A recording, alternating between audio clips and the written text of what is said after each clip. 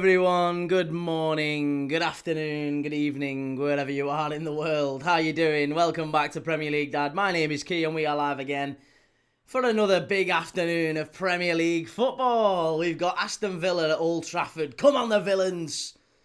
It's Clarence. Who's Clarence?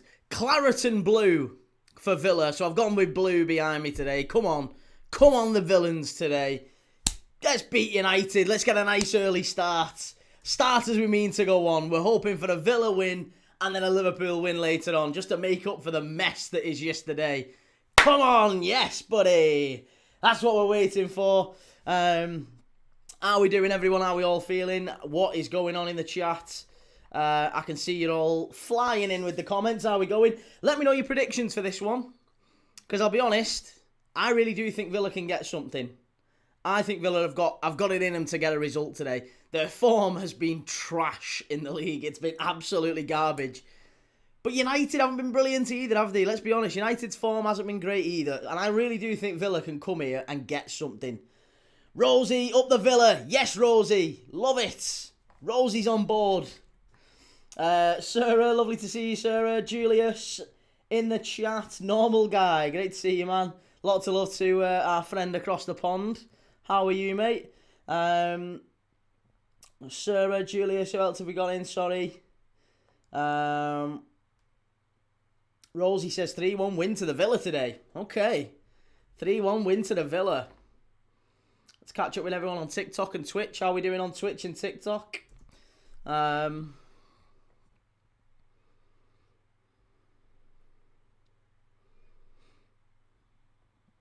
Jin, can we not talk about Arsenal today? Well, listen, if you don't talk about him, I won't talk about him. I am guided by the chat, lads and lasses.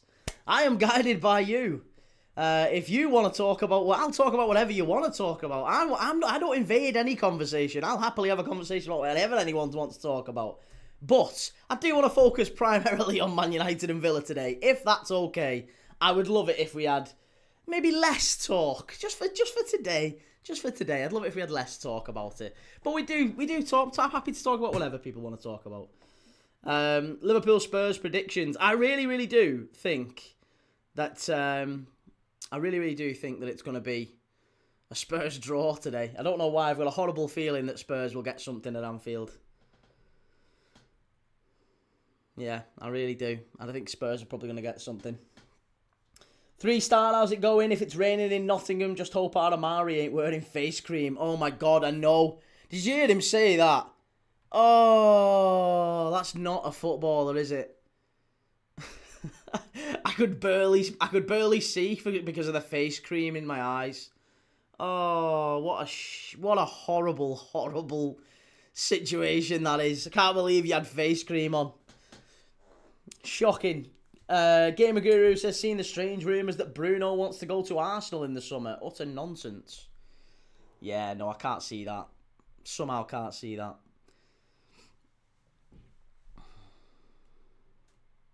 Casper, did you see Gula's goal against Elche yesterday? Yeah, I did. Yeah, great result for Real Madrid, that one. Hopefully, them starting to get back into the flow of things, let's say, because they've got the Real Madrid derby coming up. Real Madrid Atletico coming up next weekend. We're going to be doing that one next Sunday night. Next Sunday is going to be an absolute cracker on Premier League Dad, by the way. We're doing Newcastle Sunderland, 12 o'clock. 4:30, we're doing the Carabao Cup final, City Arsenal. Come on, City. And then 8 o'clock, Real Madrid v Atletico Madrid. What a game! What a day that's going to be! What a fabulous day! Should we do a quick quiz? A quick quiz while we're warming up. We've got 35 minutes to kick off. Should we do a quick warm-up quiz to get in the flow of things? I'm just trying to get my act together in terms of the lineups, because the lineups are already out. So let's do the lineups, then maybe we can have a quick pre-game quiz. Right, so Man United v Aston Villa. Here's the lineup. So Lamans is in goal for Man United, no surprise there. Delo, Yoro, Maguire and Shaw with that back four. United straight out of the back fives of Amorim and straight into the back fours. Casemiro, Menu sitting, and then it's Diallo off the right. Fernandes, Cunha and Mbermo. So Sesko dropped. How do we feel about that? It's baffling to me how Sesko just seems to keep doing well, but he keep putting him back on the bench. That can't be good for the young man. Cannot be good for the young man. Aston Villa have gone with Martinez in goal. They've got Luca Dean, Tyrone Mings, Konza and Bohada at the back. Onana, Barkley and Rodgers midfield. John McGinn is back in though, which is really good. I don't like that Ross Barkley's in there though. I was kind of hoping that they'd maybe put Douglas Luiz in. They've left Pau Torres on the bench as well. Oh, they should have had Pau Torres and Douglas Luiz in there. But instead they've gone with Mings and Barkley. Unai Emery. Onana, Barkley, Rodgers midfield. John McGinn's in there. Buendia and then Ollie Watkins starting up front. Julius, I'll be back later for Liverpool, Tottenham. I'm having lunch. See you later, everyone. Take it easy, Julius. Yeah, good to see you. Kitty A says, some Arsenal fan just said Bruno wouldn't get in over Darman. I've lost it. I can't deal with them fans. Brain dead isn't the word. Well, he wouldn't, would he? He wouldn't. Clearly wouldn't.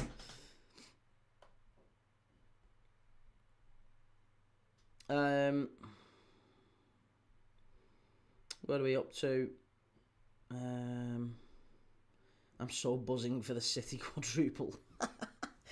3 stars says Matt Sells did try to dry his face with one of those towels. Someone should have told him, however, an already soaked towel was not going to work. And Chimey says that Onana name triggers my PTSD. CK says, yeah, I said that. No chance Bruno gets ahead of Darman. Yeah, clearly. No way. Like John Terry said, he's basically Messi, isn't he? I think John Terry's right. Everyone takes John Terry seriously, don't they, in football? Yeah. Basically Messi at this point. Bud says, Jesus, man, do you ever take a day off? No hate, by the way. No, mate, I don't. No, that's what we do on this channel. Every day we watch a game of football. At least one. Every single day. And we have done for... Well, we did 512 games in 2025, so make of that what you will. Some days there are... Pretty much every day in the year there's a game of football on somewhere in the world. On Christmas Day we were watching Saudi Arabian football together. That's what we do.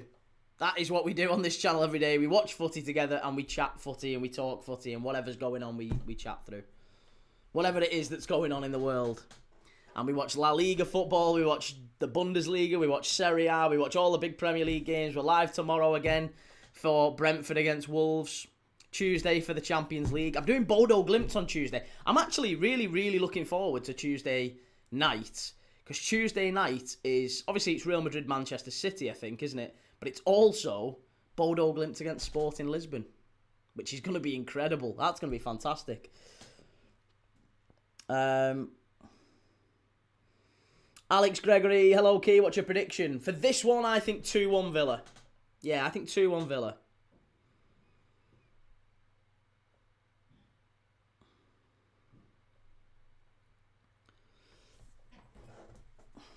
Foxy, did you decide where you're going for the summer when the World Cup is on? Nebraska. Haven't yet decided. No, still weighing up all the flights and all that sort of thing. But yeah, we're looking at different places in the US that we can fly to for the World Cup. But we've got to be there for like 6 weeks, so we've got to try and get some sort of a decent deal on flights and accommodation and everything, wherever it is. Mark, are you live for later games? Am I live for later games? Yeah, I'm live for later games. I only tend to do 1 game a day, sometimes 2, at a push 3. Only if the big ones. Like, obviously, next Sunday, we've got Newcastle, Sunderland at 12 o'clock. Then we're going to be doing the Carabao Cup final at 4, and then I'm going to be doing the the Real Madrid derby at 8 o'clock.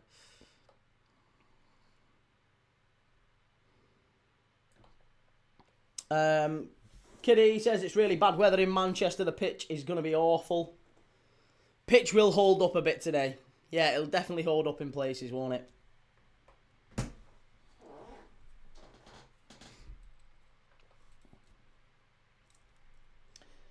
Datim Hun No way you wanted Everton to win over Arsenal. Shameless. Why? Are these people new to football? I don't think these people quite grasp football, do these? Maybe it's the first season watching football. Peter Sugru, you're so bland and have such terrible analysis. Why are you on here and not working in a warehouse? I don't know. I haven't got an answer for you. I enjoy watching football. More than working in warehouses. But yeah, I enjoy watching football. CK180 Key, what quiz we got? Got plenty of quizzes. I've got 2 for today, for this game, 2 for the Liverpool Spurs game later on. Foxy, you should go Antigua. Antigua in Guatemala. Proper chill place, same time as US. Cheapest chips and safe. Safe in Guatemala. I don't know if I'm willing to trust that one. Yeah, I don't know. I've never been to Central America, so I don't know. But my guess is that Guatemala, I've kind of pigeonholed as probably not somewhere I would take my wife and daughter for 6 weeks.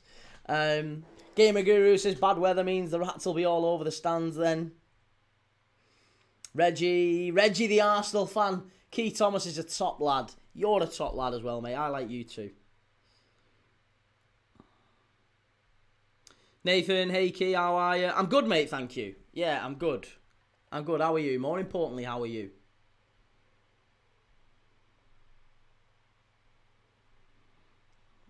Johnny, how's it going?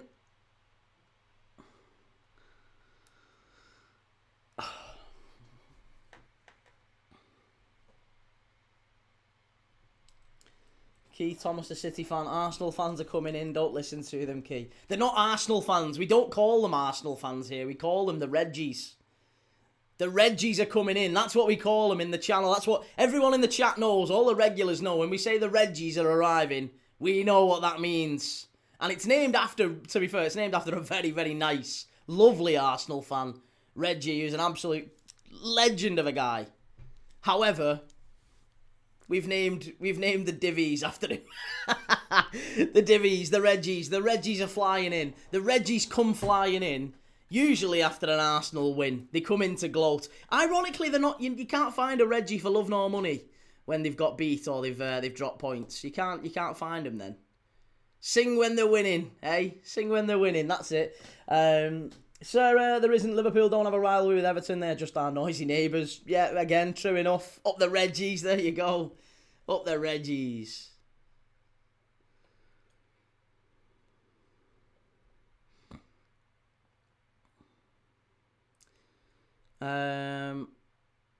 Wave, where do Arsenal rank in the league?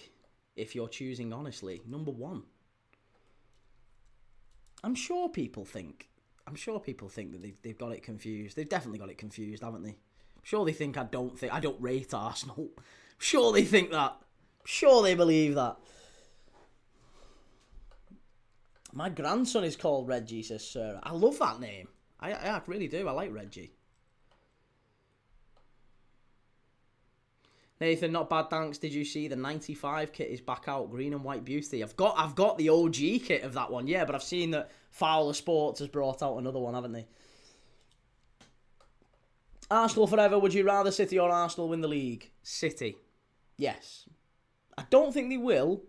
However, I would have preferred City to win the league. Ryan's still buzzing after yesterday's game, but I have a feeling West Ham are going to slip back to 18th. I wouldn't be so sure, you know. I still think Forest will drop points today.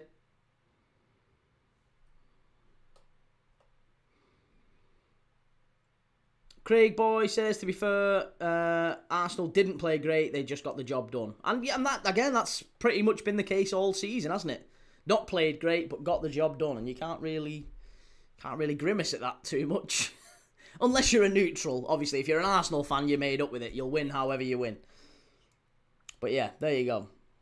CGLFC, morning Key from Canada. Lots of love to Canada. I'd love to go to Canada. Always been on the bucket list, that one. I'd love to go to Canada. Arsenal forever, shameless, your biggest rival. Our biggest rival are Manchester United, mate. I think you're mistaken. I think you're very, very well, I don't think you're mistaken. You are mistaken. Our biggest rivals are Man United. Always have been, always will be. Yeah, our biggest rivals are not Man City. Our biggest rivals are not Everton. It's certainly not Arsenal. It's Manchester United. And Manchester United fans will tell you exactly the same. They're not even bothered about City, believe it or not. United fans don't like City. We don't like Everton. But if you ask them which game in the season they're most preoccupied with winning, it's Liverpool. And it's the same for us. We want to beat United.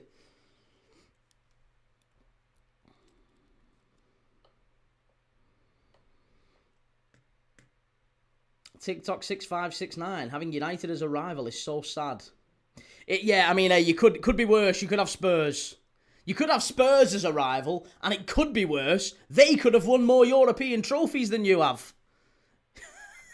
They could have won more than you have in the last 5 years. They could have been to Champions League finals more recently than you have. And they're getting relegated. Hilary Munta, I'm coming from Kenya. Man United will lose it again. Yes, lots of love to Kenya.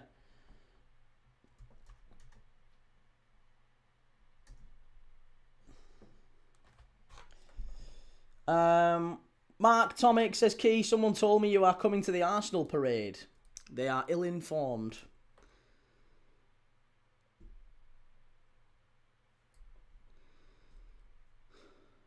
Matty Cottrell, Champions League final. Do you want to rephrase that? No, they got to the Champions League final, mate. Yeah, Liverpool beat them. Do you not remember? Yeah, Champions League final. They've got there more recently than Arsenal. Arsenal got to 1, and it was a long, long time ago. Yeah, 20 years ago, to be precise. And they got beat.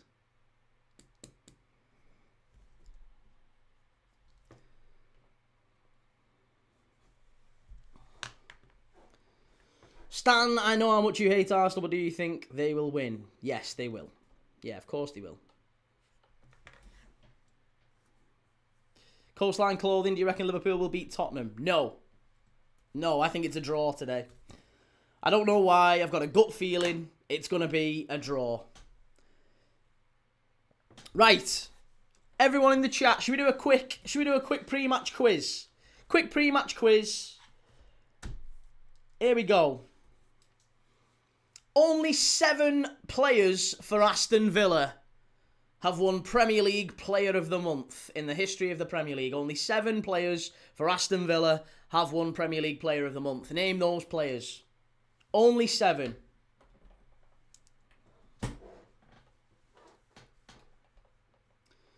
Taylor Steer, honestly, why do you care about Arsenal? Think about your Europa League battle.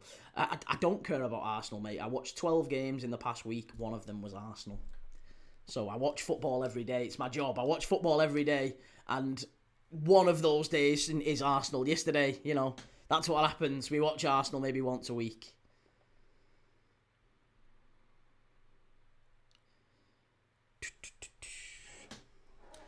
CG, Heikey, would an FA Cup trophy be enough to keep Slot in the job? I think just a top 4 finish would be enough to keep Slot in the job. He's had a very difficult set of cards played this season. Arafat, hello, I'm Arafat from Uganda. Lots of love to Uganda. Right, here we go. Chimey says Buendia. Not Buendia, no. Not Morgan Rogers. Agbonlahor, CG. Yes, Agbonlahor won it in 2007. Correct. Not Julian Joachim. No. Not Julian Joachim. Not Emiliano Martinez either. Not Ollie Watkins. Not David Ginola. Not Juan Pablo Angel. Dion Dublin is correct, though. Good shout, Dion Dublin, Foxy. 1998, he won it. Not Ollie Watkins. Christian Benteke, Foxy, is right. He's the most recent winner of a Premier League Player of the Month award for Aston Villa. That was back in 2015. So there's been nobody since then. Ryan says Ashley Young. Yes, Ashley Young won it 3 times at Villa, all in the same year as well. 2008, he was having an incredible year. That was when they had Young, Milner, Downing. What an unbelievable Villa side that was. They had John Carew up front, didn't they? It was a great Villa side, that, wasn't it? So yeah, Ashley Young is correct. Luke, happy Mother's Day, sir. Oh yes, happy Mother's Day. Happy Mother's Day to all the mothers out there. Lots of love to all the mothers. Hopefully you've done something nice for your mum, your wife, your sister, whoever, whatever mothers you've got in your life, or your nan, or your auntie, or whoever it is in your life is your motherly figure. Do something nice for them. Get out, get them. I got flowers for my little girl, for my wife, for my mum this morning. Go and look after them. Get them something nice. Let them know you love them. You might not be here tomorrow. Let them know you love them. Mings, no. Heskey, no. Grealish, no. Not Grealish. Not Mings, not Grealish, not Milner, not Milan Barros, no. Not Barry. Dwight York, yes. Dwight York was the first ever Aston Villa recipient of a Premier League Player of the Month award. It was in 1996. So you've got Dwight York, you've got Dion Dublin, you've got Gabby Agbonlahor, you've got Ashley Young, and you've got Christian Benteke. 2 more players to get, not John McGinn. 2 more players to get, and they are pre-Unai Emery. The pre-Jose Mourinho in the post-90s, I'll say that. They're in the noughties. They are noughties era Villa players. But they're definitely before 2010. Before 2010, after 2000. I'll give you that. Not John Carew, not Aitken, no. Ryan, there you go. Ryan and Foxy's got him. It's Paul Merson in 2000. And then former England manager Gareth Southgate, third Villa player to ever get it. He was 2000 as well. So there you go. Only 7 Villa players. Only 7 in the history of the Premier League. I thought that was incredible, to be honest. Only 7 players, given how many... I know they had a little spell out of the Premier League, but only 7 players. Villa have had some good sides, and they've not had a single Premier League Player of the Month winner in 11 years. Surprising. But yeah, Dwight York in 96, Dion Dublin in 98, Gareth Southgate in 2000, Paul Merson in 2000, Gabby Agbonlahor in 2007, Ashley Young in 2008, 3 times in 2008, and then Christian Benteke in 2015. Not Darius Vassell. Again, think about players who aren't in that list. Who are some players who aren't in that list? If think of the great Villa players who never actually made that. Yeah, David Ginola, was he at his best, Foxy, by the time he was at Villa? Kind of waned a little bit. Had he been to Everton by that point? I don't think he had he? Did he go Newcastle Spurs? Was it Newcastle Spurs Villa, Ginola? Or was it Newcastle Spurs Everton Villa? I can't remember. He's a big fella, wasn't he, by the time he got to Villa? Tony from Uganda, man, you were going to win. Good to see you, Tony. Welsh Wing says, good day, Key, and happy Mother's Day to all the mothers out there. Yes, couldn't echo that more. Happy Mother's Day to all the mamas out there, all the matriarchs doing great work, doing the Lord's work. Chimey, Foxy, too much Google.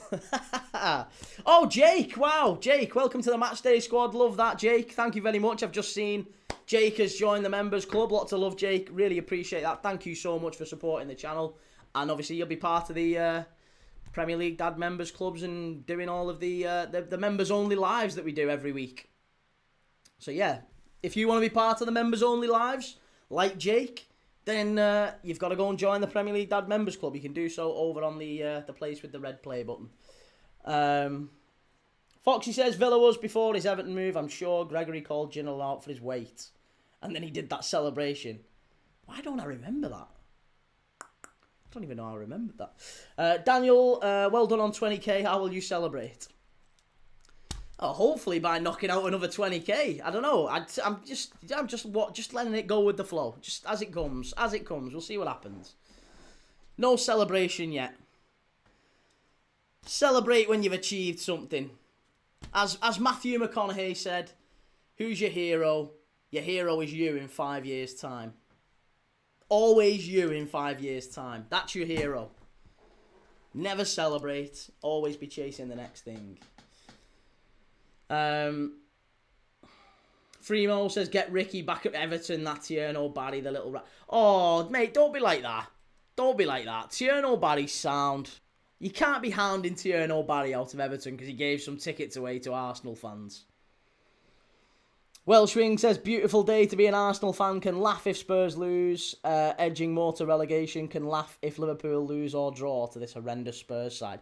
Oh, that's so hateful, Welshwing. So hateful. Why are Arsenal fans getting all hateful towards Liverpool? We're not even local rivals. Why are you getting all edgy and hating on us? Why would you hate on us and celebrate a Spurs win? Oh my God, have some shame.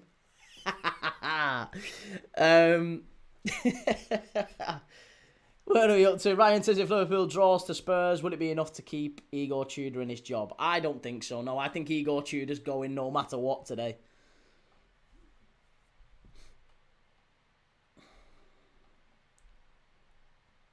Fremo says, lad, it's more on focus. It's not on more focus on giving tickets away than playing. It's embarrassing.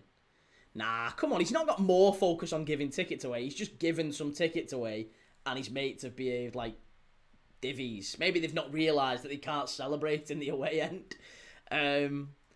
Yeah, probably silly of him to call it out on social media, but he's only a young lad. He's a young lad. He's a talented striker. And yeah, I don't think you should be forcing him out because of that. Again, if you actually got to know footballers, I don't think you'd like what you see. Like your Everton, a lot of your Everton heroes, there's some, like Duncan Ferguson I've met. Absolute sound dude. Proper sound dude. Really nice fella. Used to release his pigeons near me. Serious. You genuinely used to release his pigeons near me. Top bloke, right? But I'm guaranteeing you, there's some. If you get young men who are like 18, 19, and you're paying them millions of pounds, they will be absolute bells, like pricks. For the vast, if you give young men no discipline but a shitload of money and loads of women and whatever they want, you'd be an absolute knob, wouldn't you? You'd be an absolute knob. It's so bad. So you can't be holding these footballers to impossible moral standards. They're just athletes. They're just athletes. Treat him as he is as a footballer and nothing else, because they'll let you down otherwise.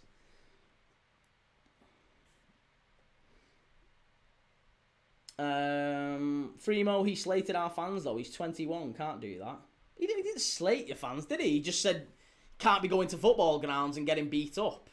Again, probably shouldn't have posted it on social media, but he's not exactly slated Everton fans. He just said, I wouldn't want anyone to get hurt at a football game, or whatever he said. Which is fair enough, innit? Even if someone jumps up and celebrates in the away end, you don't batter him. You don't kick fuck out of him.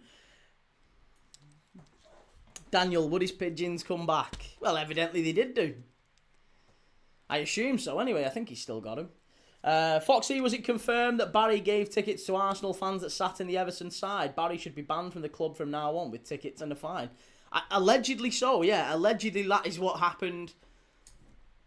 Tierno Barry gave some tickets away. His tickets, his whatever, complimentary tickets to the game. He gave them away to some Arsenal fans. They celebrated in the away end, in the Everton end. And yeah, the Everton fans didn't like that and responded accordingly. We have no idea who threw the first punch, but someone did, and yeah, they didn't like it and it kicked off. So there you go.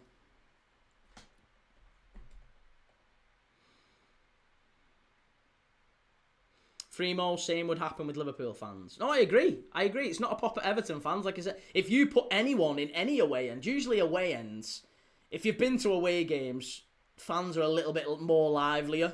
Like away fans are always a lot more livelier than the home crowd, because it's like you've gone on a bus for 6 hours, or you've had to take flights to get there, and then you've been on the piss since 8 in the morning or whatever. Airport cans and stuff like that, train cans.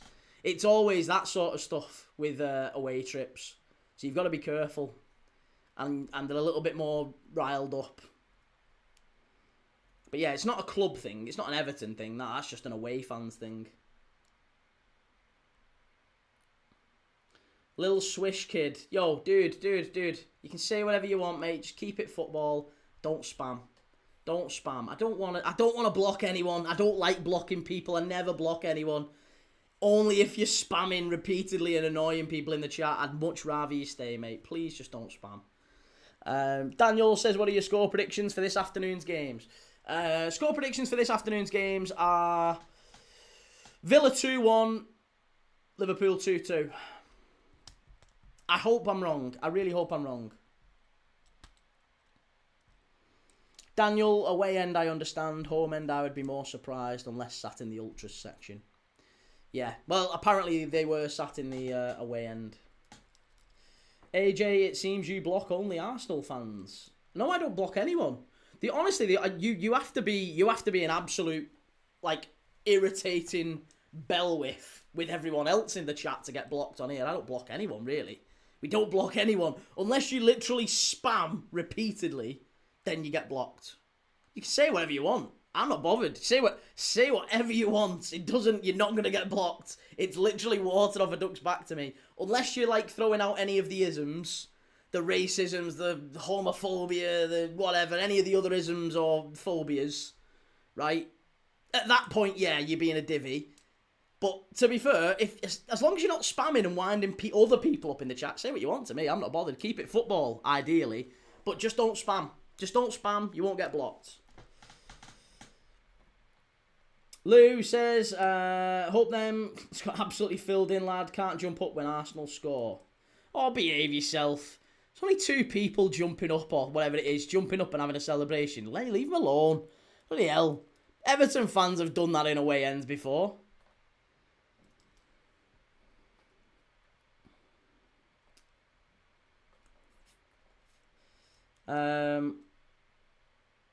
Tom, how did you hate Watch Goal last night? Which one? Which one?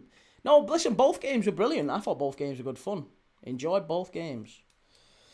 Reggie, who used to release pigeons? I missed it. It was Duncan Ferguson. Yeah, Duncan Ferguson used to release pigeons. I think he might still do. I'm sure he still keeps pigeons. Daniel, if you don't think Liverpool can beat the worst team by a mile, the manager has to go.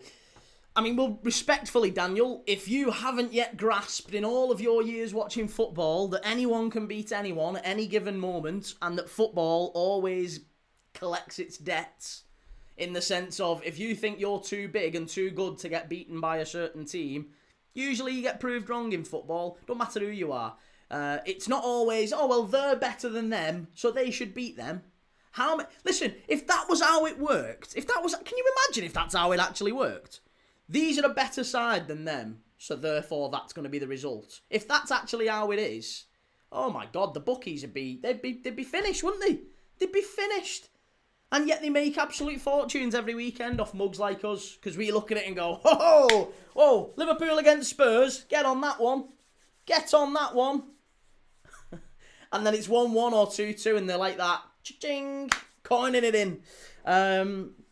Edward, how's it going? Good to see you. Daniel, but it's Tottenham. So what? Hang on a minute. You're top of the league. You drop points against Wolves. It's Wolves. It's Wolves. They were arguably the worst Premier League side of all time at the point you played them. You drop points against them. So if you can drop points against Wolves, why can't we drop points? And we're much worse than you are. And Tottenham have picked up far more points than Wolves have. So why can't we drop points against Spurs if you can drop points against Wolves? And very nearly did twice, by the way. If not for a late deflection, you'd have dropped points against them twice at home as well. So let's not pretend it's just this so super simple, equation. They're better than them, therefore that's how it works. Reggie, everyone who goes to football games has come across away fans in the home end. I just think if they're respectful and it's not an issue, not saying it's justified, but if they celebrate, they should. Hillary Mutal, lineups for both teams, please. Lineups are just over here, mate. Lineups are just here on your... My left, your right. Yeah, my left, your right. Reggie, expect to collect a couple of smacks on the way out of the stands. Just common sense. Yeah, I mean, to be fair, that's the common thing, isn't it? If you're going to sit in the away end, or if you're going to sit in the home end and you're away fans, sit on your hands. It was always the thing, wasn't it? I'm going to have to sit on my hands, I'm in the away end. That was always the thing that was said. K2, Key, how's life? I am very good, mate. How's life with you? How is life for you on this wonderful Mother's Day? Whoever is the motherly figure in your life, Lots of respect and love to them. Timmy says, hello, Key. I loved those Thomas Tears yesterday. Thomas Tears. Oh, okay. Great. I'm glad you enjoyed it.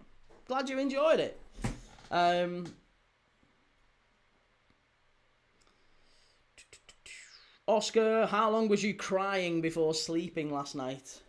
Oh, hours. I've only just stopped. What are we up to?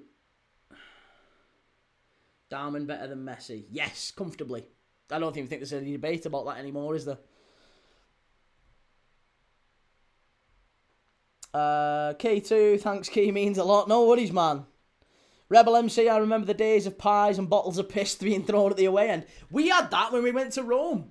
When we went to Rome, we went to the Stadio Olimpico with Liverpool in the Champions League semi-final, and we was in the home, not in the home end, we was in the away end, and there was like a little perspex see-through sort of partition between us and the Roma fans, and there was just coins and all sorts raining over on us, bottles and cans of piss and everything just raining over on us all game. When Liverpool scored, I think it finished 5-2 in the end, that one. Timmy, key predictions for the game. I've gone 2-1. 2-1 Villa, I think, here.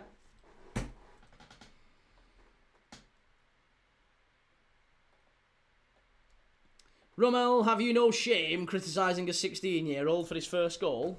I didn't criticise him.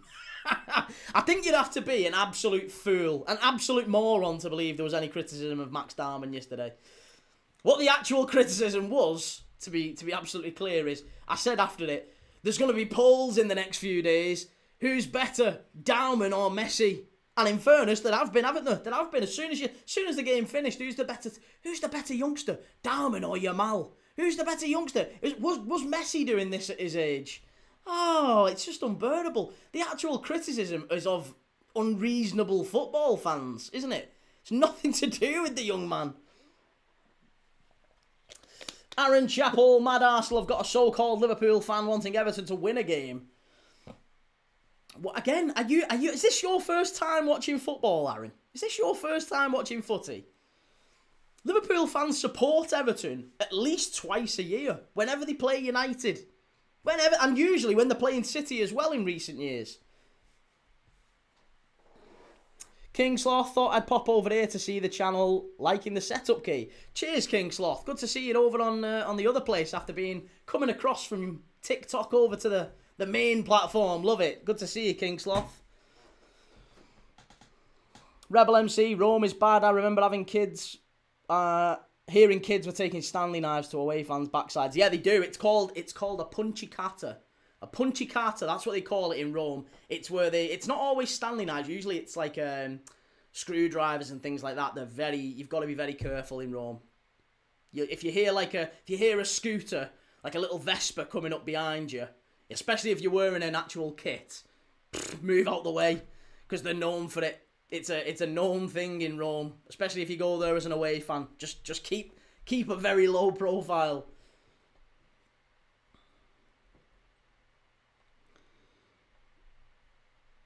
Max is better than Yamal. Yeah, oh, undoubtedly. Undoubtedly. 3-star says, win this and we go ahead of Spurs and West Ham. Please let it happen. Come on, Villa. Forget about that. Come on, Villa. Edward says, Key, what's your thoughts on Roberto Martinez being the favourite for the Celtic job? Ooh, would he go to Celtic? I'm surprised by that. Wouldn't be a bad move. I'm surprised by that, though. If he does, then that's a hell of a move. Martin O'Neill, I think, will have the job, says Welchwing. Yeah, I would have thought O'Neill would keep it permanently, assuming he wants the job. He's getting on a bit now, O'Neill, isn't he? But assuming he wants the job, I think he'll take it, to be honest. D, who do you think will win the SPL? I'm hoping Hearts, but obviously they got beat yesterday, didn't they? King Sloth, yeah, when I travelled over there and we beat them 7-1, there was a lot. Yeah, you've got to be really careful in Rome. Got to be very careful. It's still one of the best away trips I've done, but the city, I'm not a fan of Rome. I think it's one of the most overrated cities in Europe. I've been very lucky to go all over Europe watching Liverpool, but yeah, Rome was not a place that I enjoyed.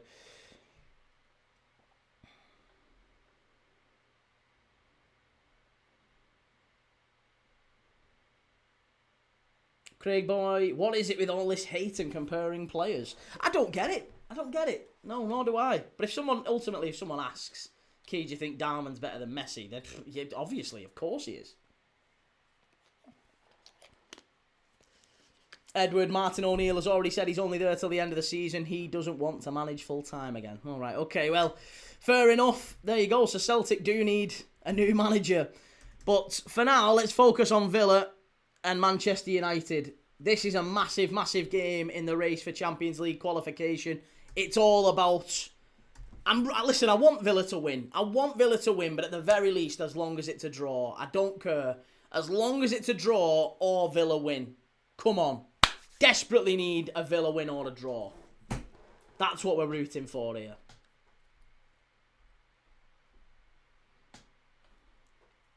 Rebel NC, Berlin is really good. Hertha Berlin fans really like the banter and the pints are flowing.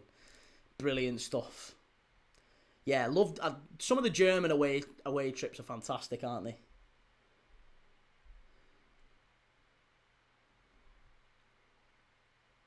I wasn't a lover of Porto either. Spain's always brilliant. Been to a few Spanish away trips. King Sloth says, yeah, I agree. Full of scammers now. Spoils the beautiful city of Rome. Same as Paris, innit? Yeah, Paris, Rome. To be honest, anywhere France. I didn't really enjoy France for away trips. Belgium was good and Netherlands was good. Portugal, yeah, could take or leave it. I mean, I've been to Portugal for other football trips, but only to watch Liverpool. We went to Porto, and Porto is like an industrial. It's a port. It's called Porto because it's a port, and there's not a massive amount to do there. It was all right, but it was just raining the full 2-3 days that we were there. It was absolutely tipping it down. Jeremiah says, afternoon, Key. Good day to you all, footy fanatics. Let's have a Super Sunday. Yes, lots of love, Jeremiah. Good to see you, man. Anfield 90. How's it going, Paul? Here we go. Man United 0, Villa 0. 2 minutes in. Esri Konsa on the ball at the back for Villa. It's so important for Liverpool that we get a positive result in this one. I mean, I guess worst case scenario, we are 6 points off third going into the Spurs game if Man United or Villa win. But we could be as much as 1 point off. If this is a draw and Liverpool win against Spurs, we could just be 1 point off third place. And we've still got to play Villa, and we've still got to play United. So, for all the criticism of Arne Slot and all the criticism of Liverpool, we're a point off third place potentially by the end of today. And actually, even if you don't, because at the end of the day, third, fourth and fifth, it's all effectively the same, isn't it? It's all Champions League qualification. The difference is negligible. You might get bragging rights. If Man United finish above us and we finish... Who really cares? We both get Champions League football. If they finish third and we finish fourth, or we finish third and they finish fifth, it doesn't really matter. At the end of the day, we both get Champions League footy. Ball whipped in, far post, Villa, keep him out. Get it away. Well done.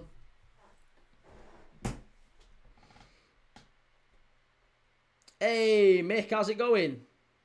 Good to see you, Mick. Anfield 90, all good, mate. How's your weekend going?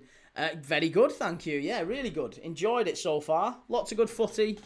And 2 more big games to come. Welsh Wing, if United did win today, and if Liverpool lost, then third place is over for Liverpool. No, how's it over? We'd only be 6 points behind him, and we've still got to play him. No, it's not over. Not at all. Not at all. United still have to play Chelsea as well. At Stamford Bridge, and they've got to play us. So, no, it's not. Listen, it's far from over. Far from over. If Manchester United can get done by Newcastle, and United can draw at home to Wolves, then no, it's categorically not over.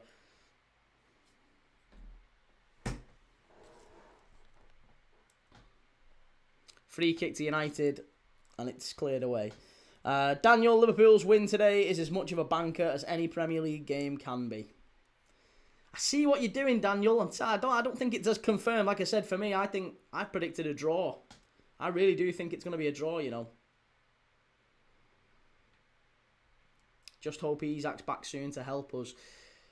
I mean, to be fair, Arne Slot has talked recently in his press conference about how Liverpool fans have to be a little bit more cautious in our expectations with Alexander Isak, because we're not going to see the best of him till next year. Like, even if he comes back at the end of March, start of April, we might get a bit of him, you know, coming off the bench, but we're going to have to ease him back in. It's not going to be like, oh, let's put him straight in.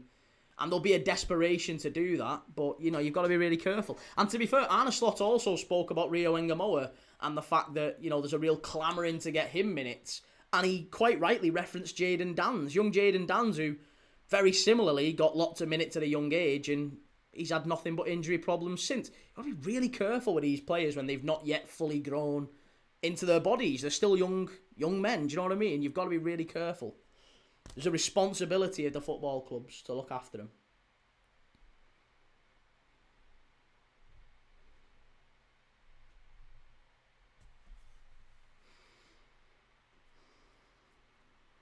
Doctor Who Mania Productions, are you trying to be different for the sake of it by saying draw? Strange you don't back your team. Well, it's not strange. Listen, I back Liverpool every single week pretty much, don't I? I say that we'll win pretty much every week. I said we'd win against Galatasaray, and it was a tough place to go. I'm generally a glass half full Liverpool fan. But something tells me today that we're going to drop points. And I don't think that's necessarily anything to do with... Well, it is something to do with us, but it's more to do with the fact that whatever you least expect in football is a lot more likely than the most obvious thing to happen. So, like I said, if it was just as easy as, oh, Liverpool have only lost twice in 9 games, and we're playing really well. We've got some good... Obviously, we lost against Galatasaray, but before that, we were on a great run of form. We'd got, 6 wins in 7, or 6 wins in 8, or 7 wins in 8, or whatever it was, going into the Galatasaray game. So it's not like Liverpool are out of form. We've had 2 defeats in our last 9, and we've pretty much won the rest. So I think that's pretty good going for Liverpool. We're not out of form. Style of play, you could say, is questionable, but that's not just a Liverpool thing, because nobody can name me a team in the league that's playing good football. They're all playing pretty drab football. No more so than the team at the top of the league. Everyone's playing pretty drab football at the minute. It's not an Arne Slot thing. That's a football thing. Nobody's messing about with it at the back anymore. So high intense pressures don't really seem to work anymore. You're seeing teams go direct a lot more. United do it, don't they? United play over the press, and they've had a lot of success with it. But yeah, no, I think that I've had a funny feeling about it. It's not a prediction per se, it's more a gut feeling.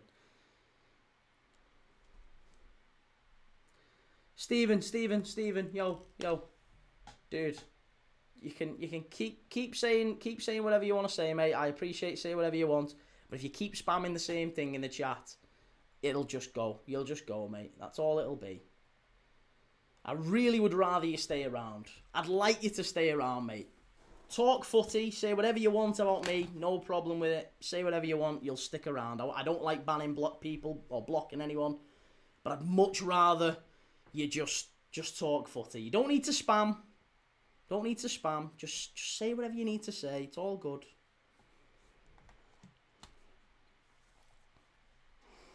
I don't even know, says football is unpredictable. Yesterday, West Ham drawing to City wasn't expected, nor was Arsenal to get lucky with open play goals instead of lucky set pieces. I mean, there was an element of luck, wasn't there, to be fair? Definitely an element of luck. Free kick to Villa, 30 yards out. Opportunity here.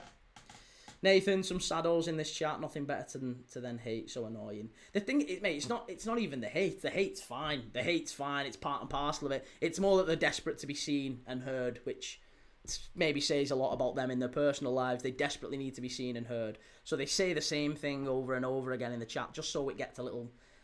He's going to read it, please. I'll put it in 50 times so he reads it. God love him. I really do. You know, I sympathise.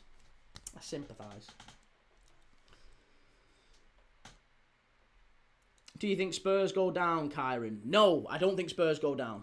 No. Daniel, is Ekatike playing worse in 2026 or is it highlighted more because the wingers aren't contributing as much? Maybe a little bit of both. I think Ekatike is not as...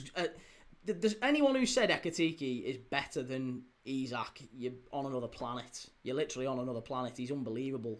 Ekatike is a young player, but he's miles off Isak. He drifts wide far too often. And I think one of the things is we'd love it in an ideal world to be able to... Villa, what are you doing? In an ideal world, we'd love to be able to rest and rotate him.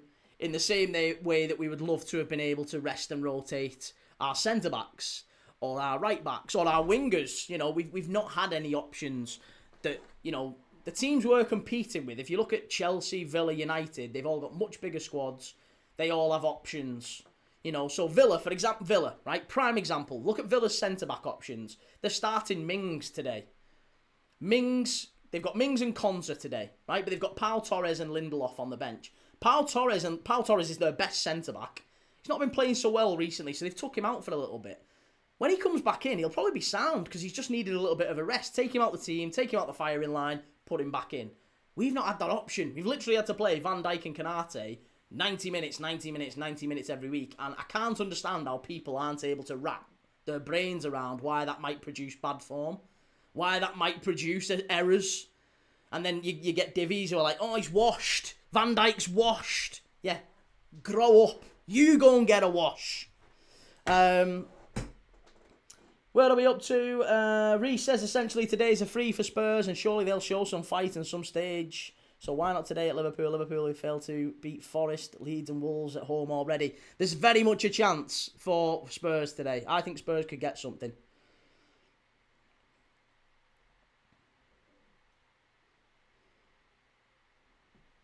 Villa down the left-hand side. Here's Luca Dean. Dalot gets it away. So far, Villa starting quite well, you know. Villa have done all right here. It's good play. Finner says, who do you think's been better this season, João Pedro or Hugo Ekatike? João Pedro. Yeah, João Pedro's been better. Different players, but João Pedro's been better for me. But then again, Ekatike's new to the league. I think he's younger, isn't he, as well? Either way, he's first year in the Premier League. I think he's done quite well, Ekatike. So, if you asked me who would I swap, would you swap Ekatike for João Pedro? The answer would be no.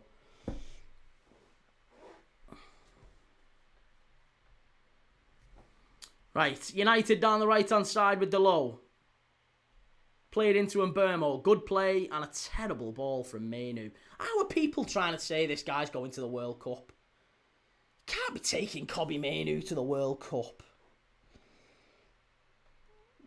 Oki Emmanuel says, definitely the win is ours. Man United, no doubt. Well, here's Bruno Fernandes down the left-hand side. Ball floated in. Villa head it away. That's brilliant play. Well done, Villa. Go on. You've got Ollie Watkins over the top there. Massive chance for Ollie Watkins if he can get to it ahead of Maguire. No, Maguire does well. I think Maguire's got to go to the World Cup. Not just off that, but Harry Maguire, I think, will go just off the basis that he's an experienced centre-back.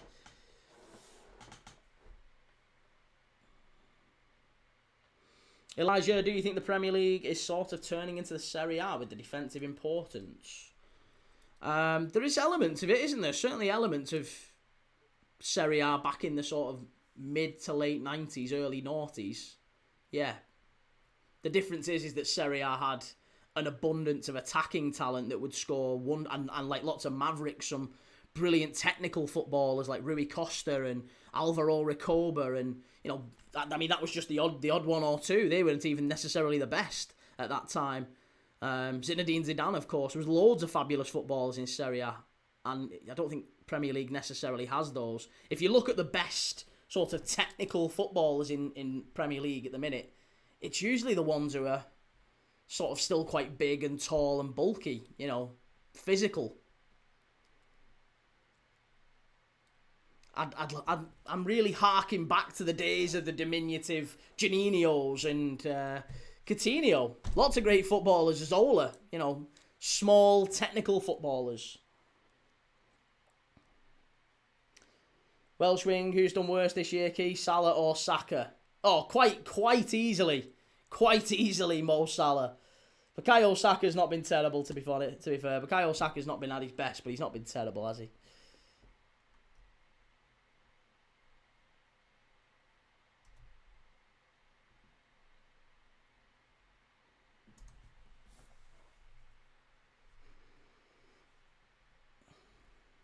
Honest Capembois says, we are going away with 3 points today. United? I don't think so. I don't think so. Harry, how many Liverpool games have you been to? Couldn't tell you, you know. I honestly couldn't tell you. A fair few. Yeah. Rebel MC, Key, can you show us that white top with the green and red flash behind you? It's the Juventus kit of 2008, I think. Juventus away kit, 2008.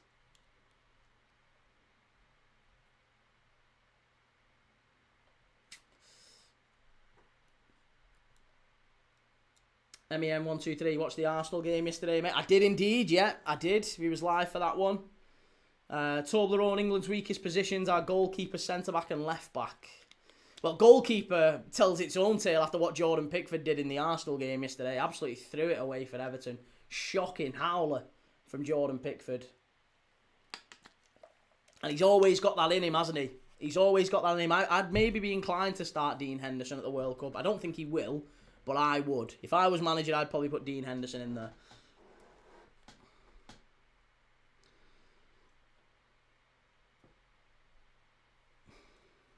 Pride of Merseyside says Key's been to Goodison 200 times and Anfield 20 times. He's got an Everton shirt underneath. Mank Will, good to see you, Will. Key, is it just me or our wingers in general not putting up the numbers they previously were? And what's your thoughts on the reason why? It's a good, do you know what? It's a really good point. I think what we're seeing more and more is teams playing out from the back less. I think that's happening less now. Teams aren't messing around with it at the back. You're finding teams playing over midfields a lot more. So I actually think, in a weird way, we're going to start to see more and more big, tall strikers becoming important again. I think that might be I think we're going to go back to the Kevin Davises and big, tall, strong, bustling strike Drogbas that can hold the ball up and play it off. I think they're going to have increasing importance because it feels like we've gone a lot more long ball this season. And when teams do go long ball, what happens is you bypass the midfield. If you're bypassing the midfield, then you're not getting the balls to the wingers fast enough. And if the wingers don't get the ball quickly, and they're then being doubled up upon, aren't they? That's what's happening. Feels like Salah last season and the seasons gone by, he was 1v1 a lot more. Whereas now, it's 1v2, and he's playing safe, he's passing it back. Or, if he is trying to go past him, he's having far, far less success. And it's not just Salah, it's Saka, it's, a lot of wingers in the league, actually. Unless you've got some real intense pace, and you're able to play through. I mean, yeah, there's not too much pressing going on. It's bizarre, actually, when you look at the pressing stats in the Premier League. Liverpool, I think Spurs have pressed more than most of the top teams, and they're nearly in the bottom three, aren't they? It's crazy. This pressing is dying in many ways.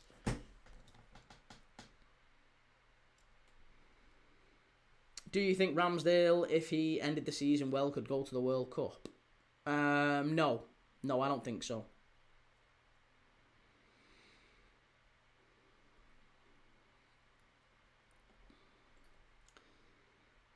Without Arsenal, this guy wouldn't get views.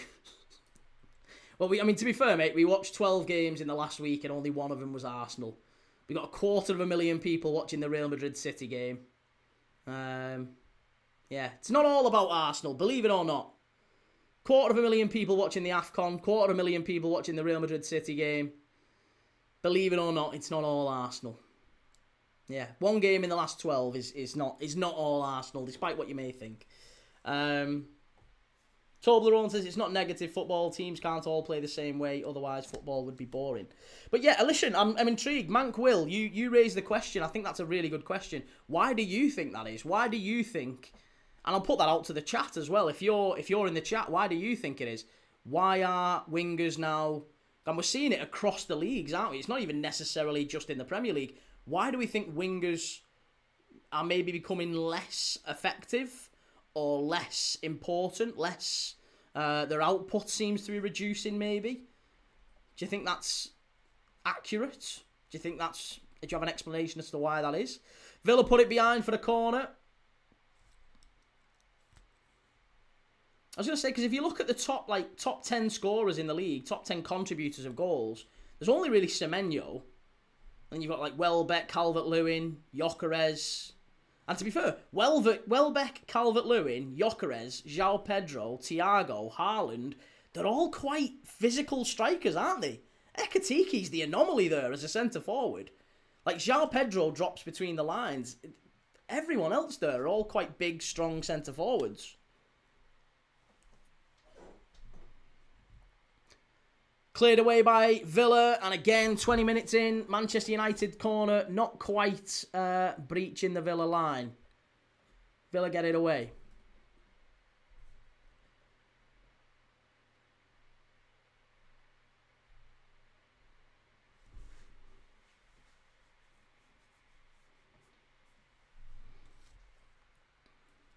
Dylan, they're being coached to have no individualism. That's a very fair point, Dylan. Yeah, I would agree with that. I think coaches are a lot more scared, aren't they?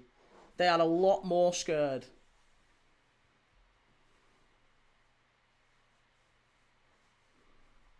Coaches are a lot more risk averse. They are far more interested in just system. Header, great save. There you go. First big chance of the game. And Manchester United with a header saved by Martinez quite comfortably.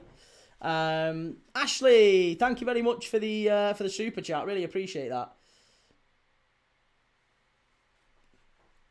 Dak says your reaction to Darman scoring yesterday makes you look like a proper twat. Cheers, man. Thanks for letting me know. To be fair, there's a lot of Arsenal fans who've come in and said they watched the reaction clip and then they've come back in and watched the watch-along, like the longer version, the bit like, actually watch the watch-along. And they've said, oh yeah, that reaction-along channel has absolutely done you dirty there, to be fair. And that's happened multiple times this season. You know, they're not interested in the actual footage of the, you know, you can clip it up and edit it and make it look like something that it's not.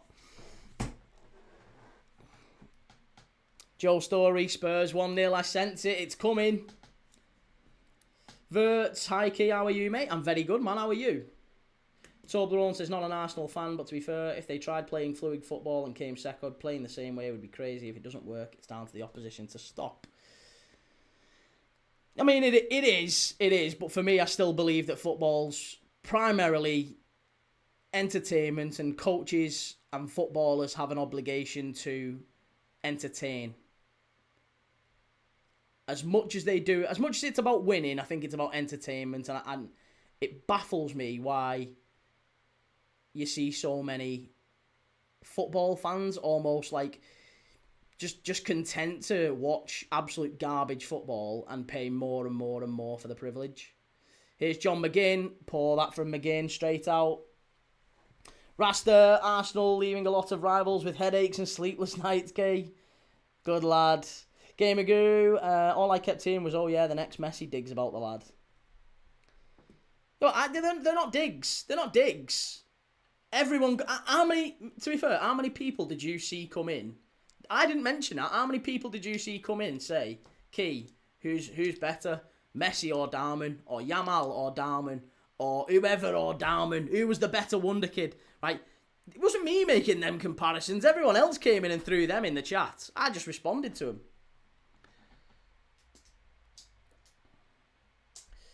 S-Champ, your failed Arsenal hate watches are why I enjoy your channel. Another good day yesterday.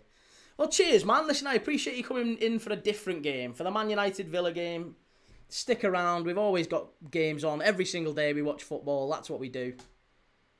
That is what we do. John says they're paid employees. Their job is to win and make profit for their clubs. That's what it is in 2026. Well, maybe I'm a traditionalist, mate. I have to disagree.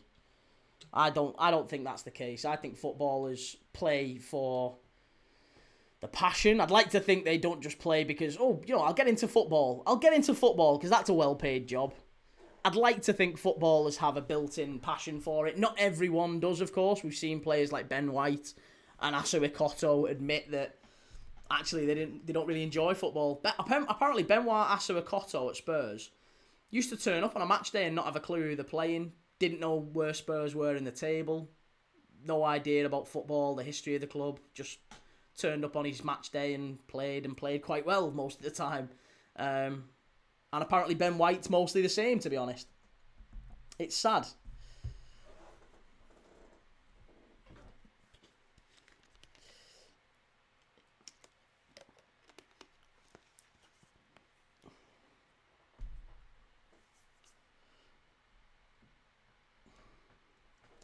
Super Lit Mario, how come you only have 6k followers? You're everywhere. To be honest, mate, it's only on TikTok I have very, very few. Yeah, I don't really do much on TikTok. I probably should do a bit more. I don't really do the shorts, clips, and stuff like that. I only tend to do long-form stuff, and everybody else takes it and clips it up and puts it elsewhere. So they make a lot of money and a lot of views off it, but I don't do the shorts. I only do long-form, watch-alongs, that's it. That's all I do. And I do the occasional short, which I probably should do more of, to be honest. So yeah, maybe I could do better on TikTok if I posted more on there, but I don't really post enough to get the following. Yeah, you got a follow from me. Oh, cheers, man. Super Lit says views don't pay on TikTok. Well, I won't go that far. I mean, you can still make a fair bit. Depends how many followers you've got, I guess, and how many views you get. But yeah, it depends.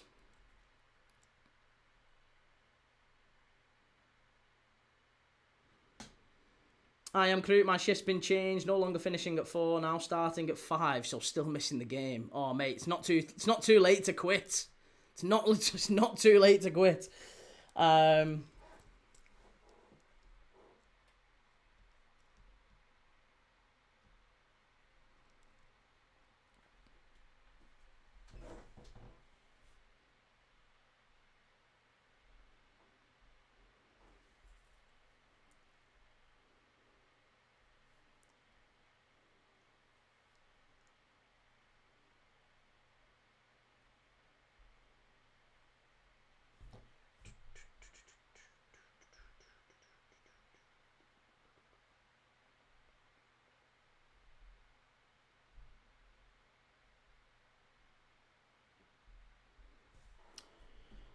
What are we up to? Sorry, Welshwing. I do think he rage baits on Liverpool sometimes, but like his neutral points. Oh, sorry, where are we up to? I didn't even see that. I watched... Oh, right, okay. Name a game where City have played wonderful this year. Name a game where City have played wonderful. I mean, it's tough to... I think City played quite well against Liverpool at Anfield. I think City have played well in a lot of games this season.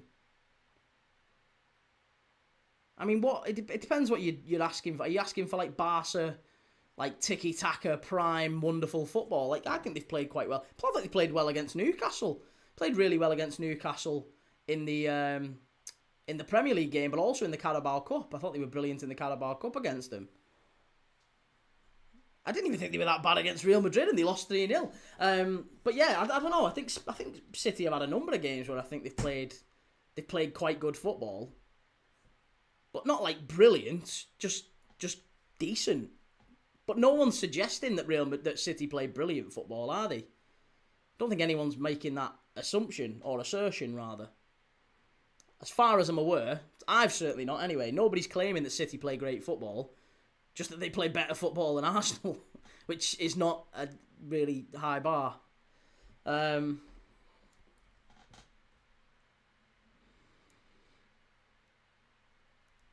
Jojo says, the fact you had to think shows how hard this league is this year. I know, there's a lot of games where City have played quite well. But there's lots of games where Arsenal have played quite well.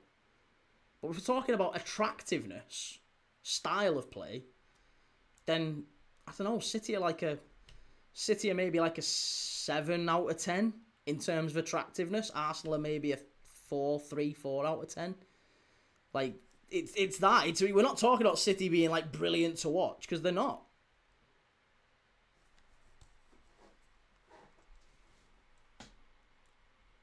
John says, I don't think anyone has played brilliant football this year where you watch and go, wow. No, I agree. And I think that's because of the increase of the long ball. We've seen a lot more direct, football, a lot less. Do you know what, actually, this is an interesting point. If you look at midfielders this year, I think if you look at the midfield area across all Premier League teams, but particularly concentrated at the top end, there's not too many standout midfielders this year. It's not a whole lot. It feels like a lot of the time, in a lot of games, midfield is getting bypassed quite a lot. Like, usually it's the centre-backs playing out to the full-backs, and then it goes inside to centre-forwards, the wingers maybe inverted. You're not really seeing too many centre-mids, like, really thriving in the Premier League, it doesn't feel like. Or maybe less so than previous years.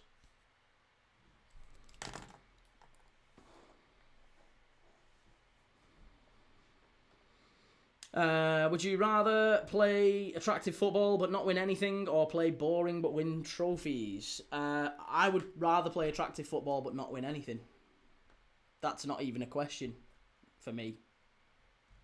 And I think most football fans, to be honest. Would you rather enjoy watching your team over 38 games, or would you rather it'd be an absolute chore to watch your team, but at the end of the season you win a pot, you see a few millionaires from around the world, but temporarily wearing your badge, will lift a silver pot?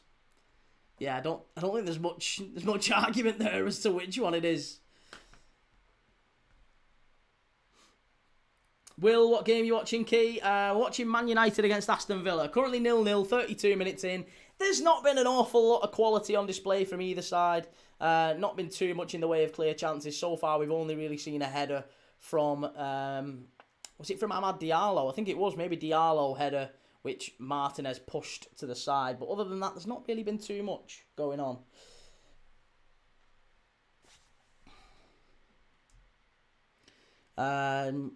Welshwing says both typical City and its City fan creators who've been critical of Arsenal have said at times City have played worse than Arsenal. Nobody's asserting really that City have been unbelievable to watch. I don't think they have. D Sims, as a Liverpool fan, your club isn't involved in the race and they've made you their lapdog for like a decade. How could you want City to win the Prem so badly? Because I think City play decent football better than Arsenal. And I think that's an important standard in football. I want whoever wins the league, I want them to play football the proper way. And I think City are closer to that than Arsenal are. So yeah, that's the only reason. How City have beaten us to Premier League titles doesn't really have any impact in... Yeah, it doesn't matter to me. Makes no difference. Seaside Dave, you're not at the match today. Shocker. No, mate, I don't go to games anymore. I've stopped going to games. Will not be going to games again. Used to go to games pretty much every week. I've been very, very lucky, but will not be going to games again. No, I'd stopped going to games nearly 2 years ago. Started the channel, won't be going to games again. Unless my little girl wants me to go. Unless my little girl says she wants to go, I'll take her. But no, up to now, I will not be going to any football matches.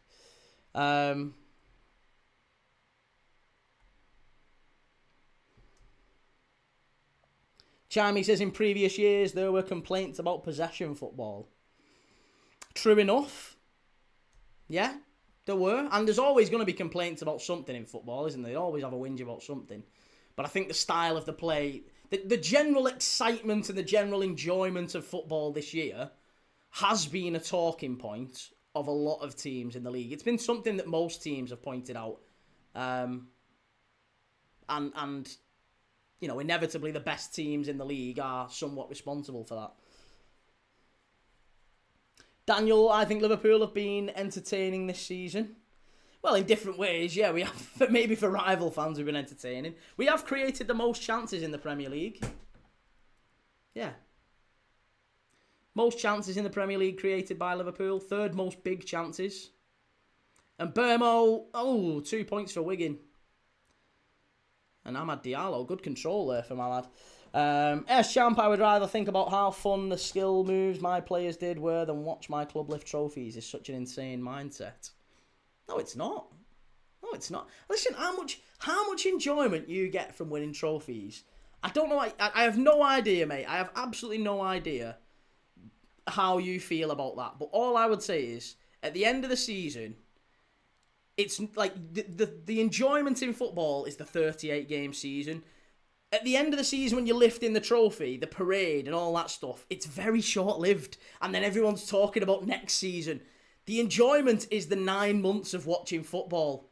So you're asking me, would I swap 9 months of enjoyment for a pot at the end of it? No, absolutely not. Absolutely not. I think we, as football fans, we have to demand better. Reece says, did you think the Premier League bigwigs might be starting to panic about the quality of the brand being served up?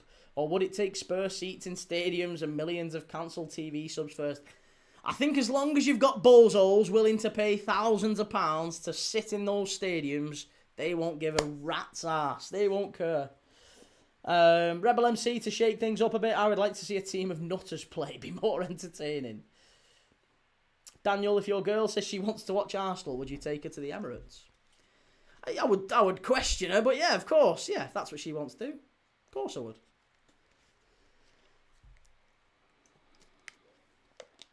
Welsh Wing, I think a lot of teams tried gegenpress, but Klopp could only master it for 3 seasons.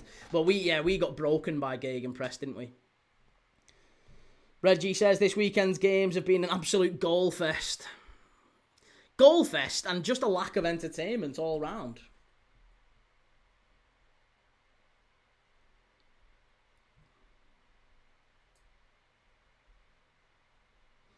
I Am Crute says, his Spurs win deep down a bad result for Spurs today because then Tudor will stay all season. Listen, I'm absolutely confident that Spurs sack Tudor irrespective of today's game. I think they let him go. United are in, keep him out, Dalot skies it! Massive chance for Dalot to put United in front and he puts it over the bar. Whoa, very close to 1-0 United there. Very, very close. D Sim says last 3 to 4 seasons Arsenal have played entertaining football and won nothing. I absolutely disagree. I absolutely disagree. I don't know what people are watching. I don't think Arsenal have played ever. Maybe it was less rigid than what we're seeing now. Maybe it's less rigid, but it's not entertaining football. Arsenal under Arteta have never been entertaining. That's not a word I would use to describe them. They've always been somewhat pragmatic, somewhat rigid and stifly. That's just how they are, to be honest. Casper Key, which Champions League games you're doing this week? Well, I'm very excited for Tuesday, 5:45. We're going to be doing Sporting against Bodo Glimt. Straight after that, we're going to be doing Real Madrid against Man City. Hoping that City can turn that one round. It'll be a good laugh. I think City can get something in it. And then Wednesday, we're doing Newcastle away at Barcelona. That's a 5:45 kickoff. And straight after, Galatasaray at Anfield, Liverpool, Galatasaray. No Galatasaray fans. So, no excuses. We've got to win that one. We've got to turn it round.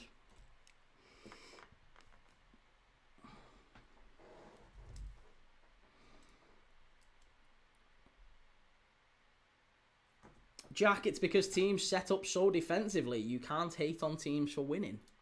I don't hate on teams for winning. I just don't think... you're saying hate. You're saying hate. I can only assume these people saying this are literally 14-year-old girls, because I've never known anyone else to be this dramatic.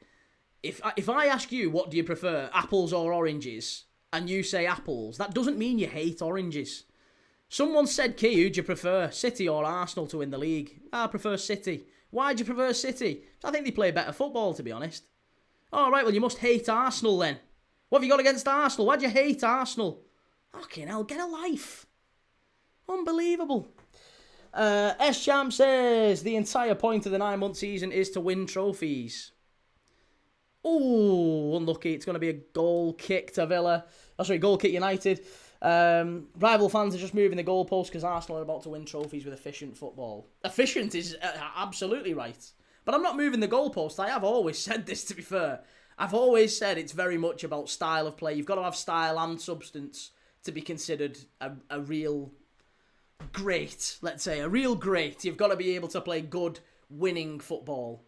And to play winning football is fine. But if it's boring, if it's dull, then you're always going to get a bit of disrespect and a bit of hate. Whereas if it's maybe really attractive football, but it doesn't win anything, then again, you'll get hate for that as well. That should have been a corner, shouldn't it? It didn't even come off McGinn.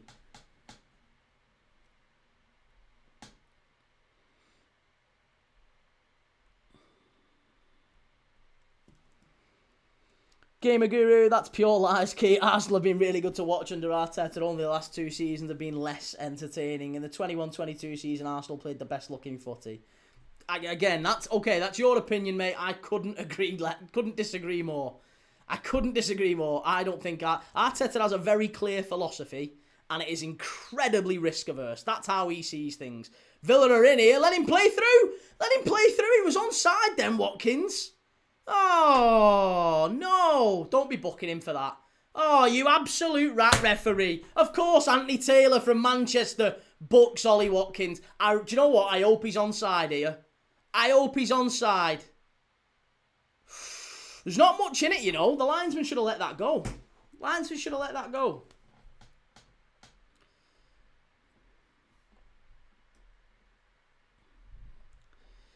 Elliot says 23-24 Arsenal run-in was the best football Arsenal played. Try and argue otherwise. Well, it might have been the best football Arsenal played. I wouldn't disagree with that. Yo, dude, I don't want to block you, mate. I really don't want to block you. I really, really would rather you just talk footy and you can say what you want to say. But if you keep just doing it, mate, you'll just go, all right, fair enough. We'll just get rid of you. I'd rather not, mate. I'd rather not. I would much rather you'd have stuck around. But that's a shame. We'll just move you on. There you go. He's gone. He's gone. He won't be coming back. We'll just leave him be. Just let him have his little minute.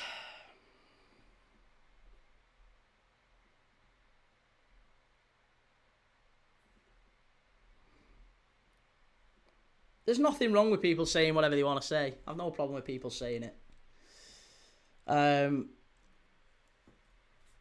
Connor, at the end of the day, people will look back and say Arsenal won the Prem, won't be anything about style of play. No, I agree.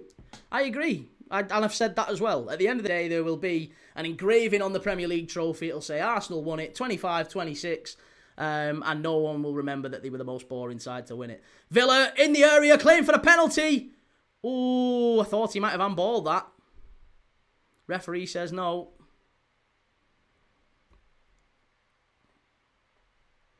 Ryan, what makes an entertaining team, Key?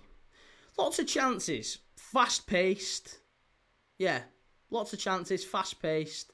An intent to go forward, to attack, to score goals. Not an acceptance of, you know, we'll just try to grind out results and, you know, play off set pieces and things like that. I think it's an acceptance and an intent to play attractive, attacking, fast-paced, entertaining football. That would be how I would characterise it, and everyone else will have their own opinions on what that looks like.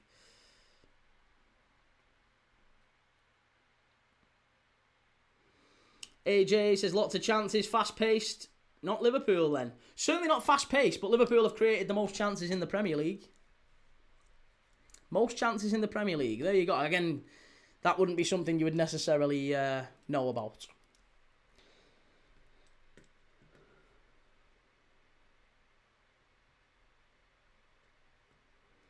Welsh Wing, perhaps entertaining football has exhausted players with more and more games. True enough, yeah.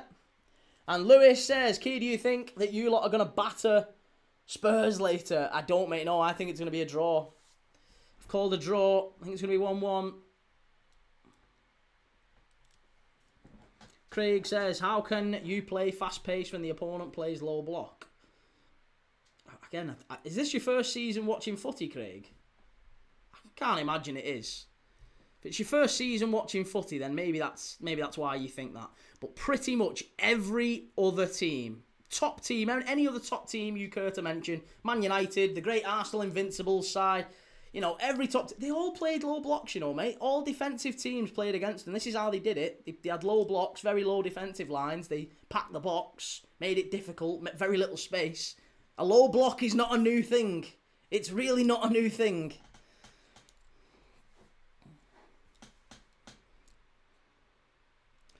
CG says, do they give the trophies parades for being top of chances created? No, I don't think they do. I don't think they do.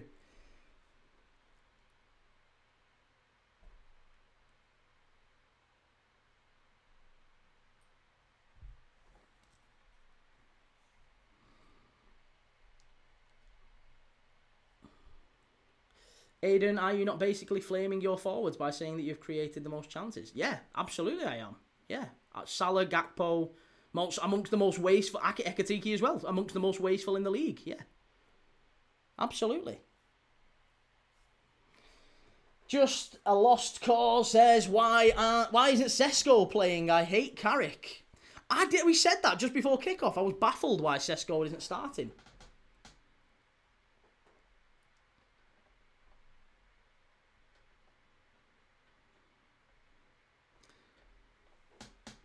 Alf says, Arsenal winning the league though. City completely gave it away in the last 2 games. 5-point gap turned into a 9-point gap against relegation contenders. And Kieran says, need Sesko on in the second half. Well, it is about half-time. There you go. Half-time and Man United 0, Aston Villa 0. It's been a dull, dour first half. Very few chances in the game really for either side, to be honest. B says Salah is absolutely horror. Yeah, Salah's not been great this season. Yeah, he's not been great. Jordan, did you say the same about Chelsea, though, when they won the league, or was it applauded then? No, because Chelsea had really, really good attacking footballers. If you remember, that Chelsea side had Lampard pinging them in from distance. They had Drogba, they had Robben, they had, they're brilliant. Joe Cole, real quality, absolutely brilliant attacking players. And they took chances, they took risks. They were a really, really good side, that Mourinho side. Defensively solid, certainly not amongst the most cavalier Premier League sides, but they could attack. They definitely could attack. Jay Porter says Salah needs to evolve like Ronaldo did because he just doesn't have the legs. And Connor says, I don't think it is the fixtures or the extra games. I think it's more down to tactical management. Game is too controlled by managers now, not letting players show their individuality. I agree. I think some managers now view individuality as maybe a bit of a risk. It's a bit of a risk. We don't want him, if you get the ball and you're 1v1, then and you think you can beat the defender, then we give you permission to take that defender on. If the manager agrees that you're better than him, you're faster than him, then you can take him on. But more often than not, I think managers will be instructing players to play it back inside, to be safe, to keep possession, to take fewer chances. And that's just not how football was 10, 15 years ago. Not even 10, 15 years ago. Not that long ago, to be honest. It's just been lots of little edge changes to the game. Right, well, we've got a half-time quiz here. Half-time quiz. And again, it's in a very similar theme to other quizzes we've done recently, but there you go. We'll ask the question again. There have been 24 players for Manchester United who have won Premier League Player of the Month while at Manchester United. 24 Manchester United players in Premier League history who have won Premier League Player of the Month while at the club. Can you name them for me? Can you name them for me? Who are the 24 Manchester United players who have won Premier League Player of the Month while at the club? Only 24. Which, again, is just quite astonishing given the number of quality players United have had during that time. But yeah, only 24. Pride of Merseyside says Scholes. Yes, Paul Scholes won it 4 times, starting in 2003, most recently 2010. Ronaldo says Welsh wing. Yep, Ronaldo won it 5 times, starting in 06, most recently in 2021 when he went back to the club. Rebel MC Rooney. Rooney won it 5 times as well. First in 05, finally in 2010. Vidic says Jay Porter. Yeah, Vidic was 2009. Good answer. Scholes we've got. Rooney we've got. Ronaldo says Gamer Guru. We've got Giggs 0607 2 times. Rio, no, not Rio Ferdinand. Rio Ferdinand never actually won Premier League Player of the Month. Crazy that, isn't it? Rooney, Scholes, Giggs, Ronaldo, Vidic. Anyone else who we've had? Neville, no, not Gary Neville, not Michael Carrick, not Onana, not Van der Sar, not Nani. Ruud van Nistelrooy, says Ryan. Yeah, Ruud van Nistelrooy 3 times. First in 01, final time in 03. Jemba. Reese's Footy Feed says Andy Cole. Yes, Andy Cole won it in 1997. Not Pogba. Not Tevez. Not Nani. Ryan Lamb says Rashford. Yeah, Rashford won it 4 times. First in 2019, last time in 2023. Lewis WWE says David De Gea. Good answer. David De Gea won it in 2022. Ryan Lamb, Ole Gunnar Solskjaer. No, not Ole Gunnar Solskjaer. CG says Berbatov. Yeah, Berbatov won it in 2011. Not Wes Brown, not Louis Saha, not Patrice Evra. Rasta says Robin Van Persie. Van Persie won it twice at United. Once in 2012, once in 2013. Ruff says Maguire. Yes, Harry Maguire won it in 2023. Big Harry Maguire.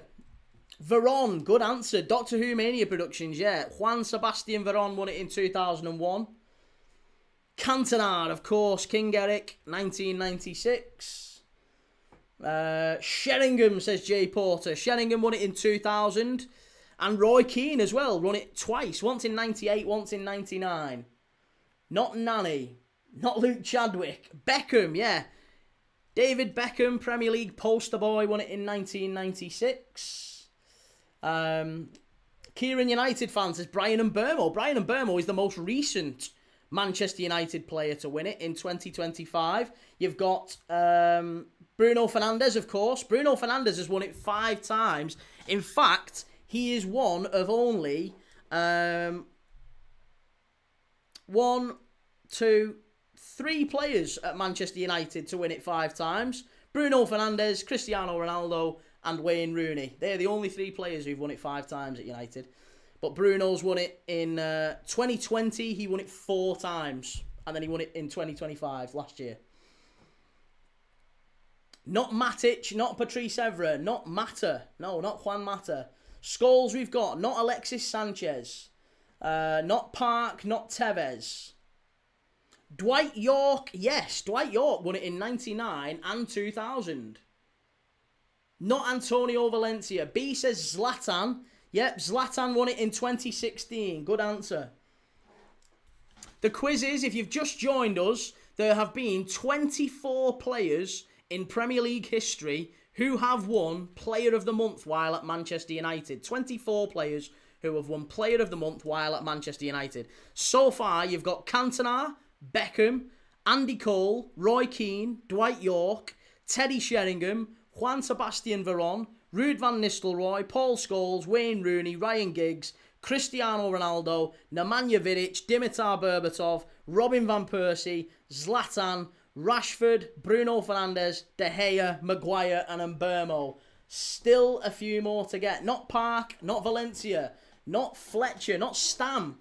Pride of Merseyside says Martial. Yeah, Martial 2015. 2015 Martial. Andrei Kanchelskis. Not Andrei Kanchelskis, no. Not Schmeichel. Peter Schmeichel never won Player of the Month in the Prem. How crazy is that? Absolutely mad. Alex Gregory, yes. Rasmus Højlund. Good Googling. No one would have got that, surely. Surely that's a bit of Googling there. Nobody would have got Rasmus Højlund. Rasmus Højlund won a Premier League Player of the Month at Manchester United in 2024. Shortly after he came in. I still think there's a player there in Rasmus Højlund. But there you go. He won it in 2024. He only won it once. You've got one more to get. Not Luke Shaw, not Rob Green, not Ferdinand, not Young, not Cavani, not Vidic. And there you go. Ryan's got it. I think they're a bit of Googling again. 1994, Paul Ince. The very first Manchester United player to win Premier League Player of the Month was Paul Ince, future Liverpool captain. Paul Ince, the governor. Crazy. So there you go, not Cunha. So there you go. They are the 24 players. There's only been 24 players who have won Premier League Player of the Month while at Manchester United. First time was Paul Ince in '94. Then it was Cantona. Then it was Beckham. And it was Andy Cole. Then it was Roy Keane. Then Dwight York, Teddy Sheringham, Juan Sebastian Veron, Ruud van Nistelrooy, Paul Scholes, who won it 4 times. Wayne Rooney won it 5, starting in '05. Giggs, Ronaldo. Giggs only won it twice. Giggs, such a long career, only won it twice. And the first time was in 2006. It's crazy, isn't it? 2006 was the first time Giggs actually won Player of the Month. I bet he was getting on for 30 at that point. Ronaldo won it 5 times. Then it was Vidic, Berbatov, Robin van Persie, Anthony Martial, Zlatan Ibrahimovic, Rashford, who won it 4 times as well. Bruno Fernandes, who also won it 5 times. David De Gea won it twice. Sorry, David De Gea won it once in 2022. And then the last 3 winners of Premier League Player of the Month for Manchester United were Harry Maguire in 2023, Rasmus Højlund in 2024, and then Brian Mbeumo. Nearly said Bruno Mbeumo. Brian Mbeumo in 2025. That's quite low, isn't it? Rebel MC, no goalkeepers. Only one, only De Gea. Yeah, just De Gea. No, Peter Schmeichel never won it. Crazy that, isn't it? I think this is maybe the more interesting thing. When we've done these quizzes, think about players. Think about the best players who never won Premier League Player of the Month for that club. Think about players who aren't in that list for Manchester United. You'd probably make an 11 of players who never won. You could have Schmeichel. You could have Schmeichel, Neville, Rio. Schmeichel, Neville, Rio, Stam, Evra, right? And then if you're looking in midfield, Carrick. Probably put Carrick there, wouldn't you? Who else in midfield for United? Best United midfielders. Give me the best United midfielders you can think of. Carrick, Pogba, Herrera, Mata. I think you'd probably put Mata in there if you absolutely had to. Makeda, Van der Sar. Maybe Van der Sar as well. British guy, how would you feel about a bonus point for scoring 3 or more goals in a game? 2-0 up, do you hold the lead or risk it and push for a bonus point? I love that. That's a great question. I'll throw that out to the chat. Mate, really appreciate you coming in and asking that question. I think it's a really good question. Yeah, and to be honest, I would be in favour of something radical like that, where, you know, maybe for a point. I'd actually quite like it where a draw, you don't get anything. Or maybe even better, maybe a draw, the opposition team only gets a point. Or something like that, so that it's like the emphasis is entirely on the home team. I don't know. I'd love it if we shook teams up like that. Park, yeah. Park would be a good one. Tevez, he'd be another one. Carrick, Mata, Park, and then Tevez. Matic was alright. Think about centre forwards. Lukaku. Who else? Diego Forlan.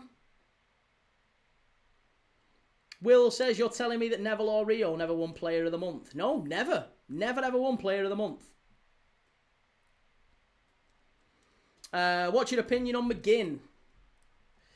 Love him. Maybe my favourite Villa player.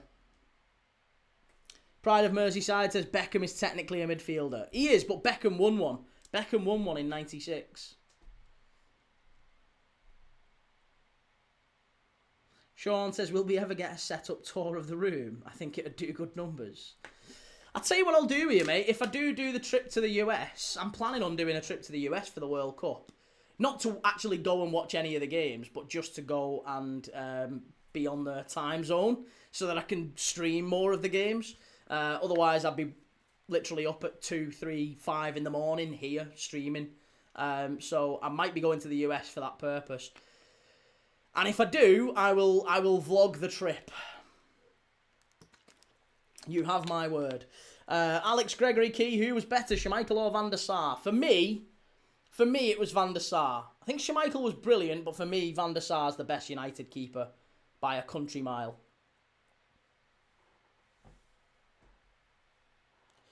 Pride of Merseyside says, Alf, there has to be something to make teams more vulnerable and expansive and enjoyable again. Yeah, there's got to be something. I agree. I think there's got to be something. Alf, I'd say a 0-0 draw equals no points. Can you imagine if that was the case? Red card for Nemecha as well for Leeds, and they've missed a penalty.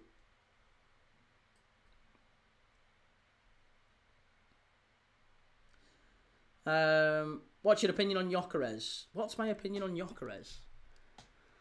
I think if Arsenal had their time again, they probably wouldn't sign him. Yeah, he scored some big goals for them, but I think if they had the time again, they wouldn't spend the 70 million, would they? MUFC says Villa have been the better team first half. We look sluggish. I think both teams have been pretty sluggish so far. It's not been a great game to watch, has it? Alf City says the top 4 rules I'd change is number 1, no crowding keepers ridiculously during set pieces. 2, punish diving more harshly. 3, no points for 0-0 draws. 4, crack down on time wasting somehow. I think the diving thing is 100% right. I think I'd love more retrospective bans for diving. I mean, there's been 2 in the last 2 Arsenal games.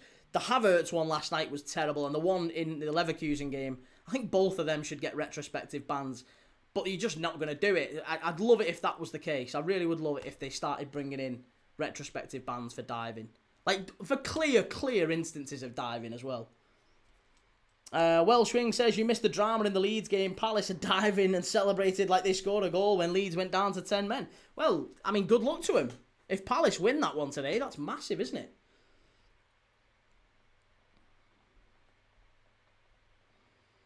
Will Forever says, which manager signed Schmeichel? It was Alex Ferguson. It was after Denmark won the European Championships.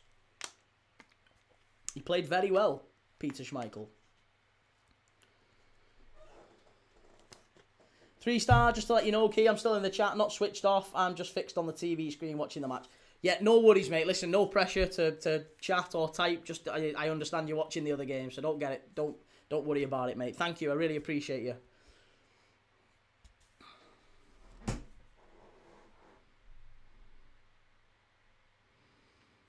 D says Hearts have told their players to dive more. How is that football? Have they actually? Listen, Hearts struggled yesterday. Obviously, Hearts got beat. I was surprised by that. Right, and Burmo and Bruno Fernandes about to get United underway for the second half. Enjoyed that quiz, by the way. Thank you very much, everyone that participated in it. If you enjoyed, listen, if you're enjoying the watch-along, make sure you hit like. Make sure you've subscribed if you've not already. We are live every single day. That's what we do on this channel. We watch games of football together. We've got a great community of fans, loads of football fans from up and down the football pyramid, all across the world, who just love watching football. That's what we've all got in common here. We just love watching football together. Doesn't matter who's playing. We watch football every day. So we're watching United and Villa now, and tomorrow we're going to be watching Brentford and Wolves. On Tuesday we're going to be watching Bodo Glimt, Sporting Lisbon. Then we're going to be watching Real Madrid and Man City. We're going to be watching Liverpool and Galatasaray, plus Newcastle, Barcelona. And then on Thursday we'll be doing the Europa League as well. We'll be doing Nottingham Forest against Midtjylland in the Europa League game. And Aston Villa against Lille. So we'll be back watching Villa as well on Thursday.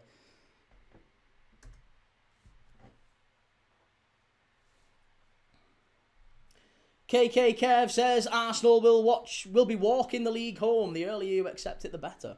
Oh, mate, I've absolutely accepted it. I said Arsenal would win the league back in November. I'm absolutely confident that Arsenal will win the league. I've said it for months.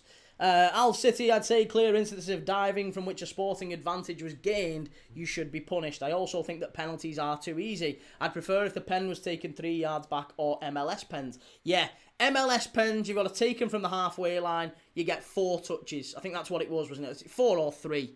Might be 3 touches, I think. 3 touches would be an element of danger because they'd have to kick it far ahead, wouldn't they? You get 3 touches from the halfway line. And yeah, you've got 3 touches to get it in the net. You can't round the keeper. You've got 3 touches and you're 1-on-1 with the keeper. That would be so much better.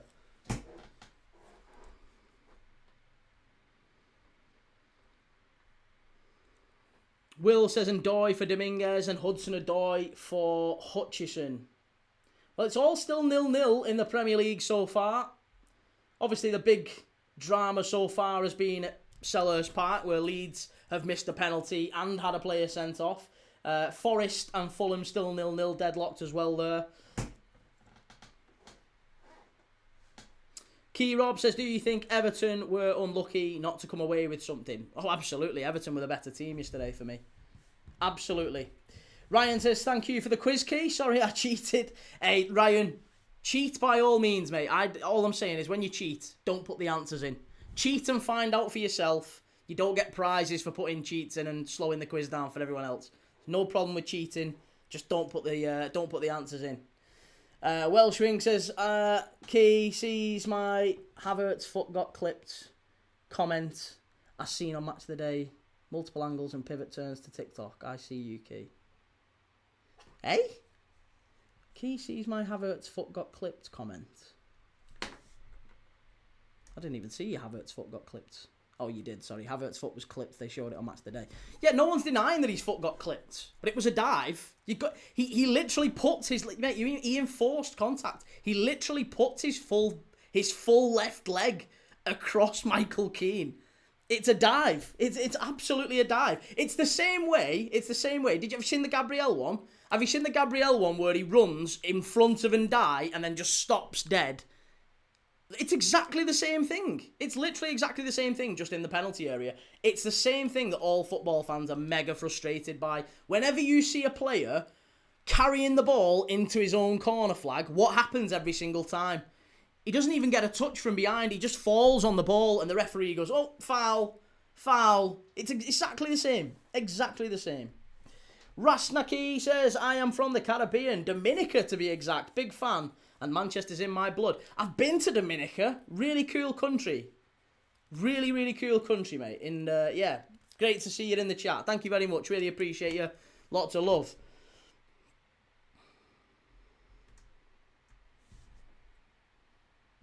Astroxy, it might not be a pen, but it's not a dive. If he's clipped, he can go down. A dive is no contact. I think you know, encouraging the dive is just as bad.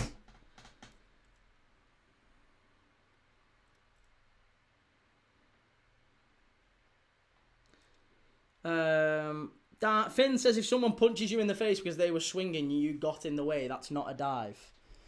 Well, obviously that's something slightly different, isn't it? If you're swinging on football pitches, then generally you're probably going to be sent off. But yeah, you're not really comparing apples with apples there, Chief.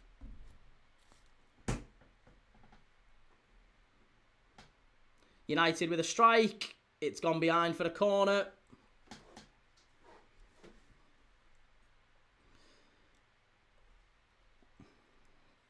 Sunderland slowly dropping down the table. Welching says no cheating on my quizzes allowed. Yeah, exactly. I don't mind cheating. Just don't put them in the chat. Luke says there is clear contact, but it is a dive. I agree. That's where I am with it as well. Government name unknown. When is Isak back? Isak is back apparently at the start of April. Headed away by Villa. United with the strike. Comfortably wide again. Am's Gunners, Key. What about Calafiori's block, eh? Very fortunate, wasn't it? Very fortunate. Stan Owen says stood on Voltamada's foot and went down like he was shot. Who stood on Voltamada's foot and went down like he was shot? Cole Palmer's? I haven't seen any of the Newcastle-Chelsea game yet. Although I have heard that Malik Chow should have had a penalty, apparently, shouldn't he? Apparently Reece James was dragging Malik Chow down. Soggy Nan Bread. What a profile name that is. Afternoon, mate. Predictions for later. Personally, I can see you scoring 4 or 5. I think 1-1 or 2-2. I actually think I think Spurs get a draw later on. I'm feeling pretty lousy about it. Good strike. Good save from Martinez. Well done. Yeah, still haven't seen the Chelsea-Newcastle game back. Mackenzie says Reece James didn't look at the ball, dragged him down. And Dan Owen says, yeah, wasn't even looking at the ball. Am's Gunners for Life says, fortunate, mate, he's Italian. What's Italian got to do with being fortunate? Pride of Merseyside laughing at 2-2. Listen, I'm telling you, mate, if it happens later, Oh, United have scored. Casemiro, leave the ball before the ball leaves you. Please, hurry up and get rid of him. All he does, he's another one who scores off set pieces every 5 minutes, doesn't he? That's all he seems to do at the minute. But United are in front. Come on, Villa. Wake up. They've been crap today, Villa. Do you know what? Actually, this might be the best result all round. This might be the best result all round in a weird way for Liverpool. If United were to win, all it'll do is just confirm that Villa are sinking like a stone. Villa are not going to finish in the top 6. So it might just confirm that it's United, Liverpool, Chelsea in the top 6, top 5. So there you go. That's all that really matters. Oh, here we go. He's even doing the badge. Look at him. Oh, yeah. Of course you do. It's all about United. He loves the badge. Yeah, he wants that 500 grand a week renewed. He's shocking. What's Martinez doing there? Oh, he's shocking. Absolutely shocking. Casemiro. Oh, who's tracking him? Ross Barkley. Ross Barkley tracking him. Tracking him. Leaves him absolutely unmarked. It's a great header, actually, in fairness. But Jesus Christ, Villa. That's dreadful.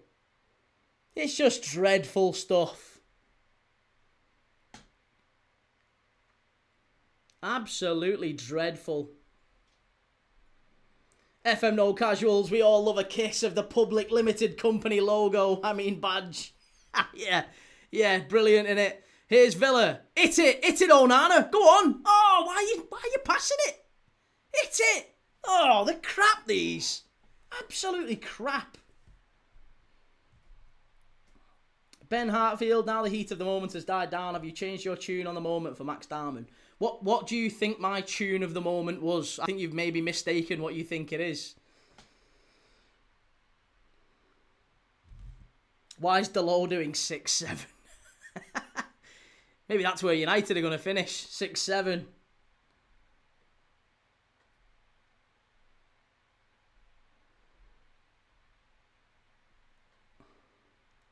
Ed the Trucker says, let's see you do a better job tracking him. Whoa, pay me 100 grand a week. I'll track him, no problem.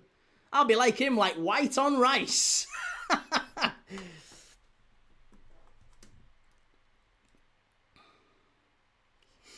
Welshwing says, Jamie Redknapp, Sturridge and Shearer all said it was a pen on Havertz. Well, of course they will, because they're invested in it. Of course they will. They'll have spoke about it. Said what will get the most clicks. Pen. Of course it's a pen. Don't think sincerity's a strong point for Sky, is it really? Oh, ref, come on. That's a free kick, Villa. Of course it is. Free kick, Villa. Casemiro as well. Ben Hartfield, they're all on the field. Look at the subs. It was a tap-in. Right. Which of those three things are you... Well, which of those two things are you disagreeing with? They're all on the field. They were. And it was a tap-in. It was. The keeper was in the opposition box, mate. What are you talking about? What are we doing here?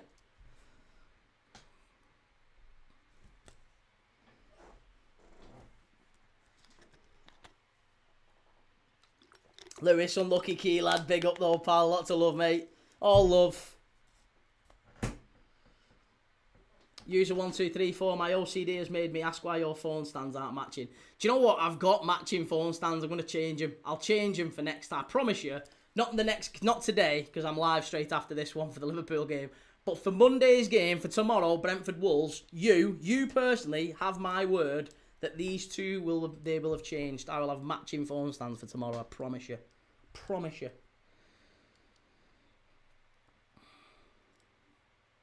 Ricardo, mate, listen, please, you don't need to spam. You don't need to spam. I'd rather you stay in the chat. I'd love to keep you in the chat, mate, but please don't spam. Please don't spam. If you spam, all we do is just get rid of you. I really don't want you to spam. You can say whatever you want. Say whatever you want. Say whatever you want about me. Give me all the stick you want. No problem at all. Just don't spam. Because if you spam, you're just annoying everyone else in the chat. You're not even annoying me. You're annoying everyone else. Corner with... Come on, Villa. Get it in. Edge of the box. Onana. All right, go on. Well, we'll just move you on, Ricardo. That's a shame. I thought he might have a bit more of a brain cell, but sadly not.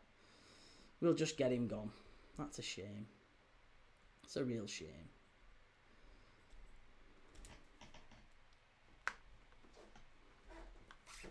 Ben, yes, but you said it all negatively. He's a 16-year-old kid and couldn't keep your Arsenal bias aside. So actually, it's not what I said, it's how I said it. Okay. Well, I did say, to be fair, I was made up for him. I said I was made up for him. I didn't even know it was him when he was running through on goal. But I was made up for him. When I realised that it was Max Darman, I did say I'm made up for the kid. But again, that won't suit the agenda. Chris says, Key, if you had to put your life on it, you would not say Liverpool will be 2-2. Well, I wouldn't put my life on it. I wouldn't put my life on anything to do with football. Because again, you know, bookies make a lot of money, mate. And if it was just as easy as they're better than them, then we'd all be millionaires, wouldn't we? If you see a bookie cycling to work, then fair enough, I'll start backing things. Engamoa starts, says Pride of Merseyside. That's big news. Big news. Man of few words, Ricardo. The one and only. Good evening, mate. How you doing, sir? Interesting lineup. I've not seen the lineup just yet. I'm still focusing on this one. Astroxy, if that were Rio, this lad would be going nuts. Big up Darman. What a moment for the kid. Well, Rio did score. Rio did score a winner in a game. Darman is yet to do that. But Rio Ngamoa scored a winner off the bench. Wasn't quite the same for Max Darman. And you say I'd be going nuts. I was going nuts for Rio because it's my team. I have no problem with Arsenal fans going nuts. Absolutely no problem. Ekatike benched. No Salah or Ekatike. I actually quite like that. I dig that. I like that. Put your life on Club Bruce to win versus Beveren. End action, just saying anything, bro. I'm not your bro. I'm not your bro. I'm not your buddy, guy. Put your life on Club Bruce to win v Beveren. We've done that many times before, haven't we? Me and you. Stay away from the Belgian League. Who do you fancy for the World Cup? Spain. Can't see past Spain, to be honest. Astroxy, it's not about comparing, mate. That's where you're missing the point. Well, educate me. Educate me.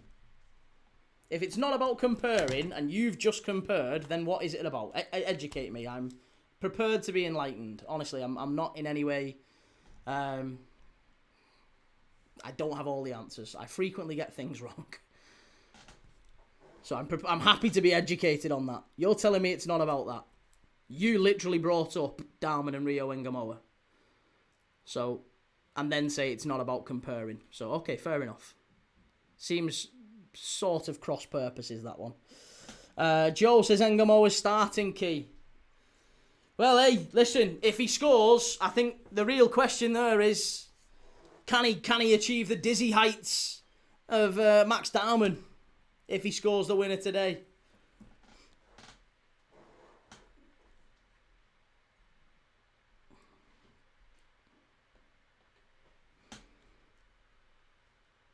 Pride of Merseyside, surely Mamadashvili gets midweek. That's annoying, that. Why did we even sign Mama?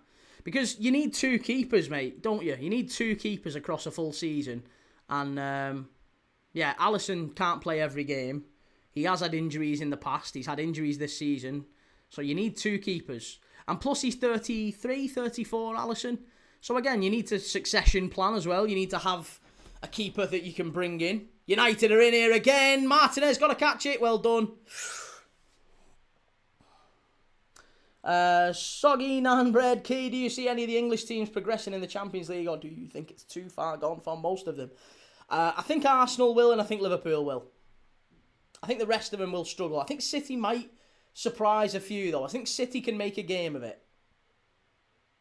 I think City might shock Real Madrid. They might win on the night. They might maybe win by 2.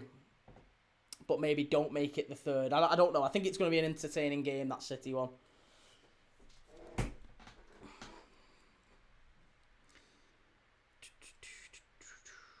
Endax, I think supporting Everton yesterday as a Liverpool fan is a bit strange, isn't it? Again, if you've only just started watching football, then yes, it's very strange. But Liverpool, it may be surprising to you, I guess. If you don't watch much football other than your team, Arsenal, then you might be surprised to know that Liverpool fans generally support Everton at least twice a season whenever they play Man United, and sometimes more than that. Pretty much every time they've played City in the last few years. Onana in the area. Onana. Oh, big save. Big save from Lamans. Nearly 1-1. Onana should do better there. Should do better. Ariane, runner, we heard you the first time, mate. Mate, they're desperate to be heard.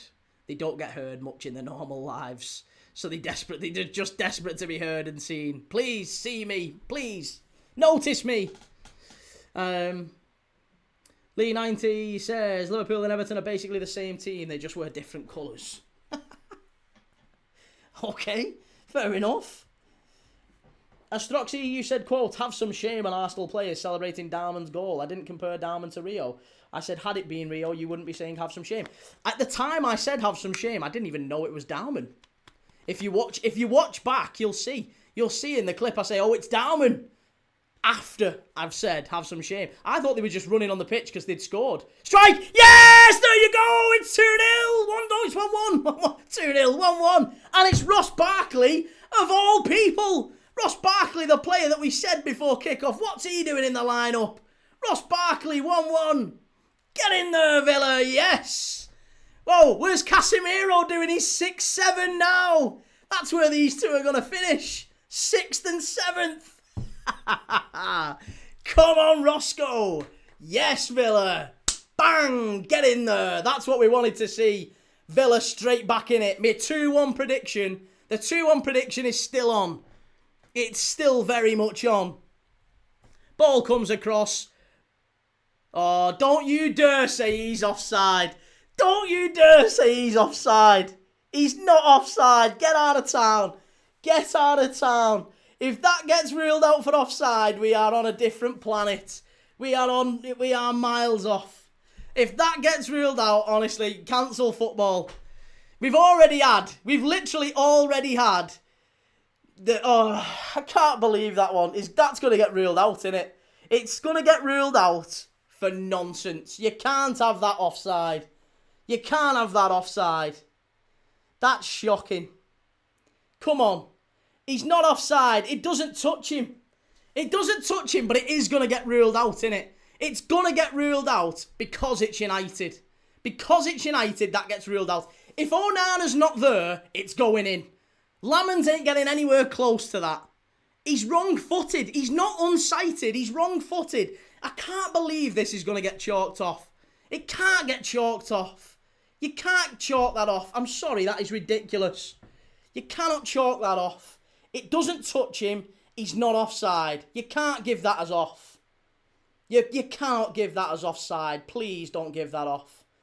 It's bottom corner. Absolute great finish from Barkley. If he chalks that off, it's madness. Goal given. Is it goal given? Come on. Oh, he's still checking. Ref, get a grip of it. He's going to give offside, isn't he? He's going to give offside. Goal! Yes! Get in! Yes! Do you know what the crazy thing is? That should have been offside as well. It should have been off. Oh, that's brilliant. Yes, it probably should have been offside as well. It literally should have been offside, I think. But you can't be giving that for offside. Not in this game. In every other game, though, I think that's probably offside. Get in there. Get in. Man United 1, Villa 1. Brilliant stuff. Fabulous. Thank the Lord.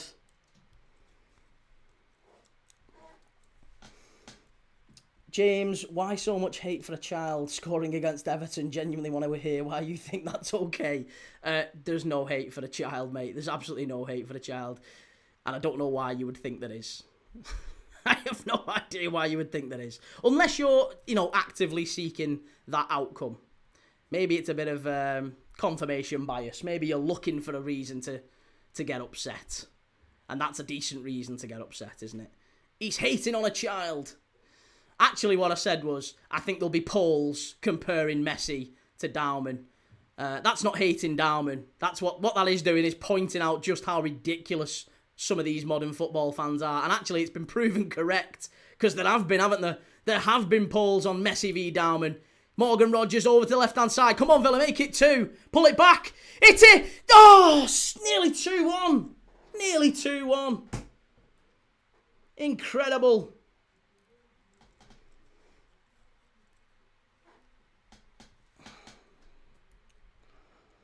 Keith Scott, afternoon, Keith. Hope you're well. Hope you're well too, mate. Good to see you. His Ernest. What's good, Keith? Why are you talking about Arsenal, mate? Because people in the chat ask questions, mate. Usually people come in, they ask questions, I respond. If you're new to the channel, that's generally how it works. So yeah, people come in, they ask different questions about the game. Sometimes it's about the game watching. Sometimes it's about other things in football. And that particular question, as you arrived, was about Arsenal. So we talked about Arsenal there for a few moments.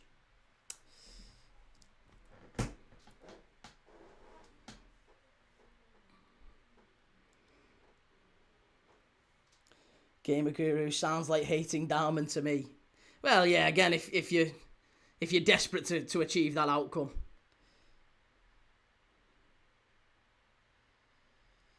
FM No Casuals, I love your northern sarcasm. It's not sarcasm. Serious as... I'm as sincere as the day is long, mate. Runner, may I ask why you hate Arsenal so much? You can certainly ask, but the response will be the same as it is to everyone else who asks, mate. I don't hate Arsenal. And I'll give you the same analogy that I give everyone else. If I ask you, what do you prefer, apples or oranges? And you say, apples. That doesn't mean you hate oranges, does it, Runner?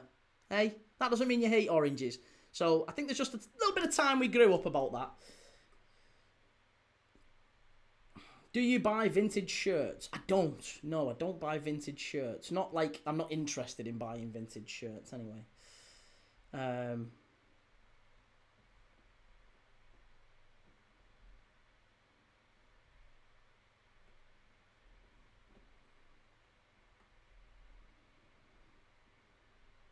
His Ernest, I'm 2 minutes behind you. Spoiled the Villa goal. Well, you should be watching it on a legal stream, mate, shouldn't you? Should be watching it on a legal stream, not on a cheeky 2 minutes behind stream.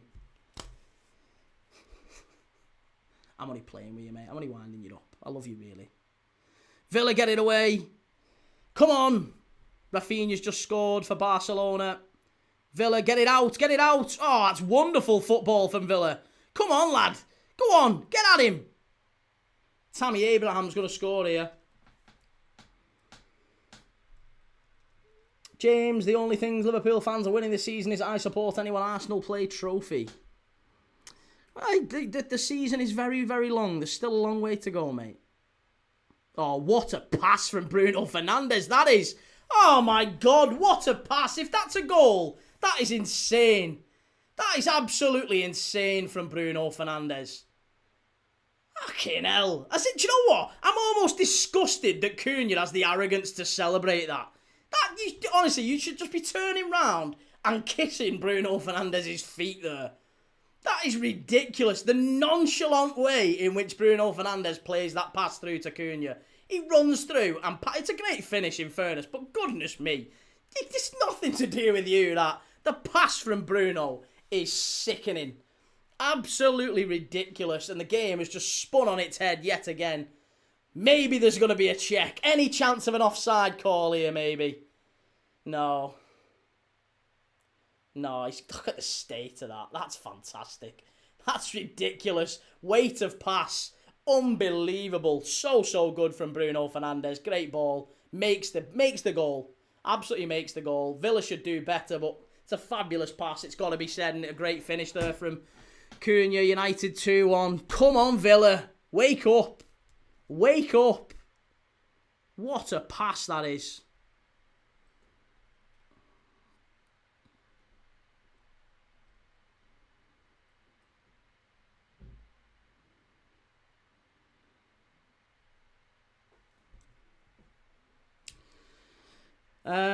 Briss says, you sure react like you hate Arsenal considering you root for Man City. Rooting for Man City does not mean hate for Arsenal. If you think it does, I would suggest you seek help immediately. Seek a therapist at your earliest convenience. If you believe that rooting for Man City equals hating Arsenal, I think you've got a lot of things to work through in life, whatever those may be. I wish you Godspeed in sorting them out. But it's categorically not the case. It's absolutely detached from reality to feel that way. If you think that any support of Manchester City equals blind hatred of Arsenal, I don't think that's the case at all. But there you go. Many people do, and that's probably an indication of where we are as a country and where we are as a society broadly there. Salah and Ekatike on the bench. Ashley, you could be up there for most annoying TikTok football creator out there. Hey, that's going in the bio. We'll have that in the bio. Welsh Ring says, Emery is furious. No chance he shakes Carrick's hand now. James says, why would you want City to win the league again? Becoming boring at this point. I mean, I've said many, many more times, mate. I'll say it again for you, for your benefit, because I'm not rude. I'll say it for you. I think City play better football. That is my opinion. If you disagree, that's fine. I think City play better football. For that reason, I want them to win the... No, I don't want them to win the league. I prefer them to. Like, gun to your head, fingers in the drawer. You've got to pick one, Arsenal or City. I prefer City. I think they play better football. For that reason, I want them to win the league. If you think that's wrong, you disagree, you think that's petulant, then you're absolutely entitled to your opinion. But what it doesn't equal, and what I would say, I think you're pretty childish. I can only assume you're 14 if you've got that opinion. What it doesn't equal is hate of Arsenal. But it's fine to disagree. Absolutely fine to disagree. Connor says, Villa in the mud. Genuinely think they'll drop out of the top 5 at this rate.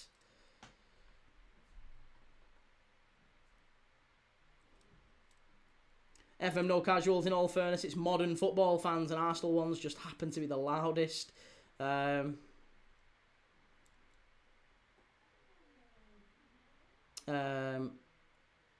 Maddock, how dare he have an opinion? The audacity, the absolute barefaced cheek of it.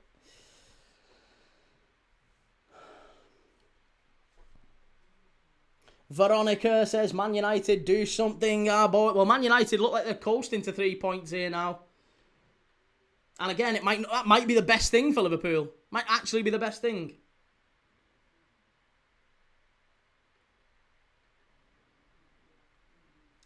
Thug says, were you not supporting your rivals against Arsenal? Well, not really. No, I wouldn't necessarily consider Everton a rival. We have a Merseyside derby with them, but they're not really a rival. United are a rival. But I wouldn't really consider Everton a rival.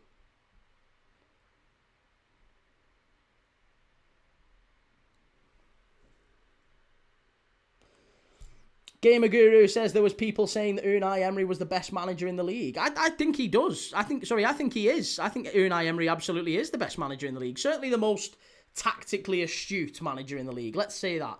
Maybe he's not the best, but tactically astute. In terms of tactics, I would say Unai Emery absolutely is. And I don't think that Pep Guardiola could have Villa where they are. And I don't think Arteta could have Villa where they are. And I don't think Slot could have Villa where they are. And there's been some fantastic managers in the Premier League over the years. And I think Unai Emery's up there. In the last 5-10 years, I genuinely think Unai Emery's one of the best and most underrated managers around.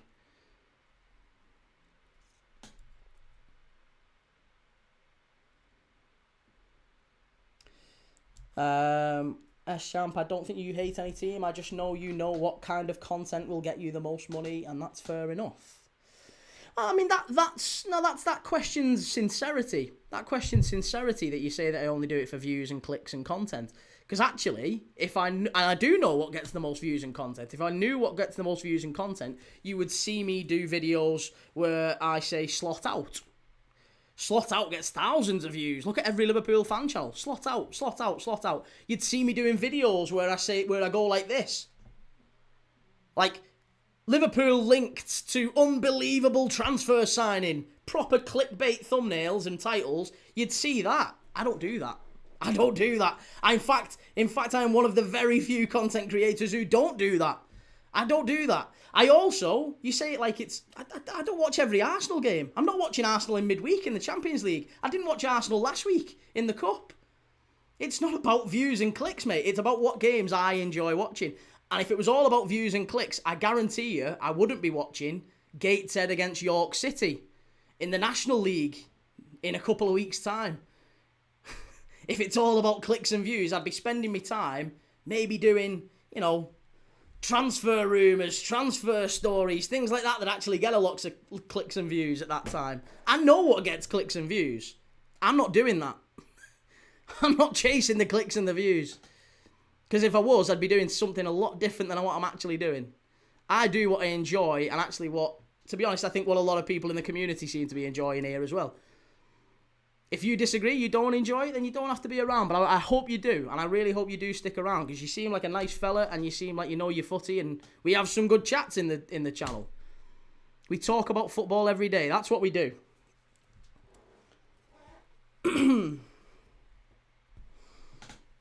James says the Football Terrace has added your Arsenal v Everton reaction in their videos. Yeah, I mean, I've spoke to Terry Flewers a few times. Yeah, he's added a few of our reactions to his stuff.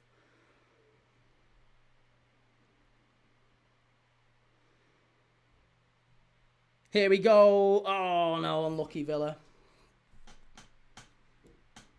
Matt says transfer stories in March. Trust me, no one's listening to that in March, lads. Okay, well, I can either trust you, or I can trust someone like Mark Goldbridge, for example, who does transfer stories every month, sometimes 3 times a day, and they're all exactly in that vein. And he got paid millions of pounds last month, or last year. So yeah, I can either trust him or I can trust Matt Lehane on TikTok. Yeah, transfer stories don't work, apparently. But again, I don't do them. So I know what does work. And again, I don't do that. If it's purely about clicks and views, I don't do it.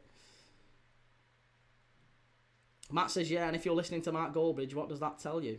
But actually, if you wanted a successful football channel, you could do a whole lot worse than listen to the most successful one, couldn't you? I think you could do a whole lot worse than if you're trying to replicate a successful football channel, which was the accusation being made, then you could do a whole lot worse than look at Mark Goldbridge, couldn't you? I think he's a very successful fella. However you want to, whatever you've got against him, he's a very successful fella. United into the box, cleared away. Oh, how's that gone in? How's that gone in? It's Sesko again. It took about 14 deflections. But Villa, they couldn't clear the lines. Villa are all over the place. And actually, in a bizarre way, this is the best possible result for Liverpool.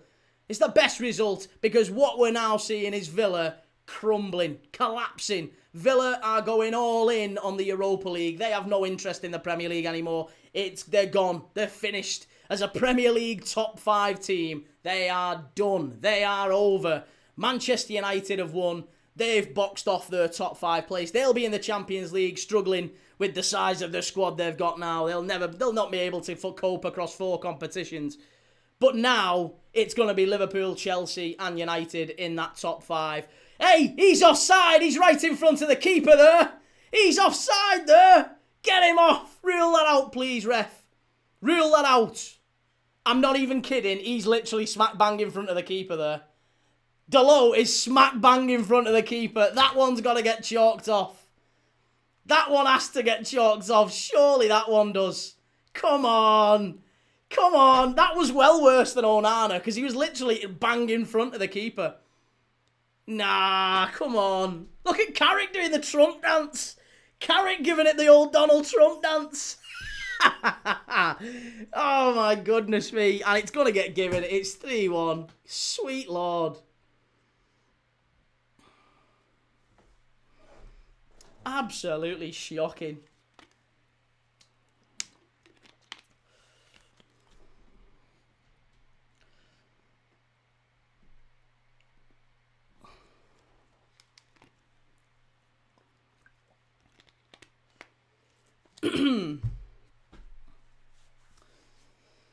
shocking defending yet again. Yeah, shocking defending from Villa. Really, really poor.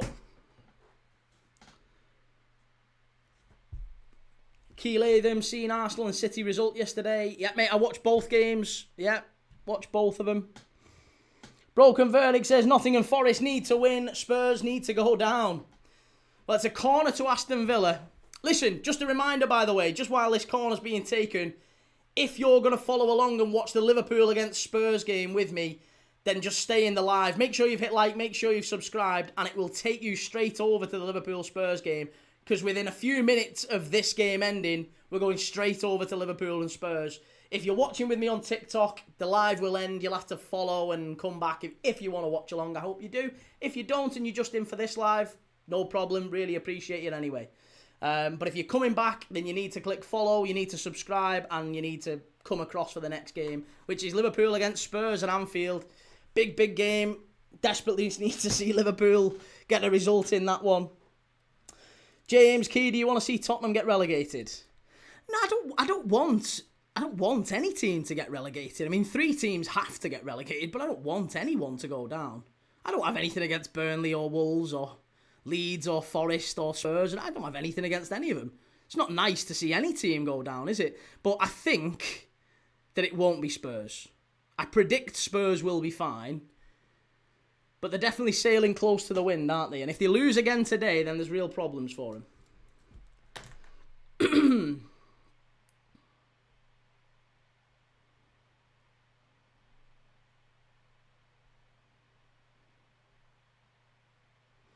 Ranby, if United were challenging Stoke for a league title, you'd want United to win because they play better footy.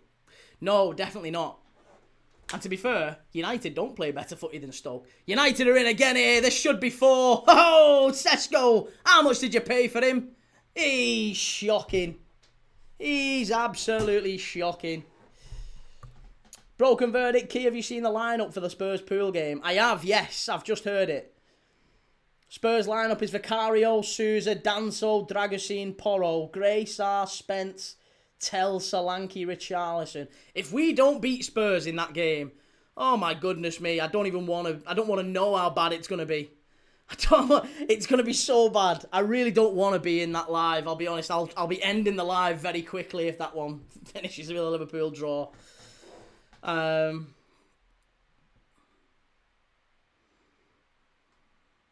Owen Thomas, Key, what happened? He just smashed it wide. Yeah. It was a pass. There was a real pass on there from Sesko, and he smashed it wide. Reggie, if Spurs win, Slot will get the sack. He won't get the sack. He won't get the sack, and he shouldn't get the sack. But I think Liverpool are in a very, very in a transitional year ultimately, and I think we could do well in the FA Cup. We could do well in the Champions League, and maybe we'll finish 4th. Maybe we'll finish 3rd or 4th. James, do you think there will be any comebacks from the Premier League teams in the Champions League? I think Arsenal will turn it round, and I think Liverpool will turn it round. I think Newcastle go out. I think Spurs obviously go out. I think Chelsea go out. And I think City could potentially turn it around against Madrid. I don't think they will, but I think they could. They've got the ability to, certainly. Chris, as soon as I talk Sesko up, he does that.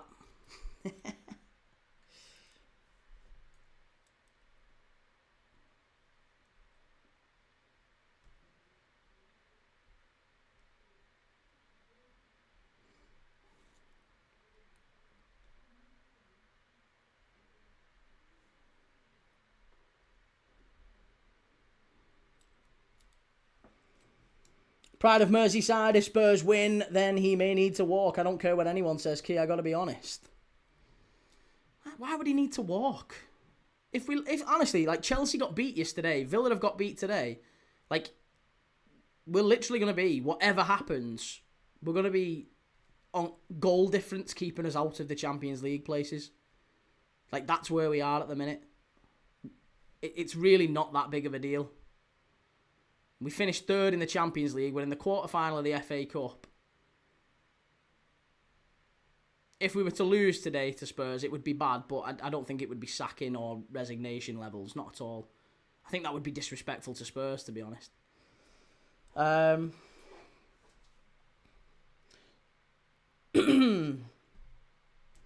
James says Newcastle could beat Barca, to be honest. Tricky style of play for them. Barca haven't been brilliant recently, have they? They've struggled in La Liga. And they weren't great at St James's Park as well.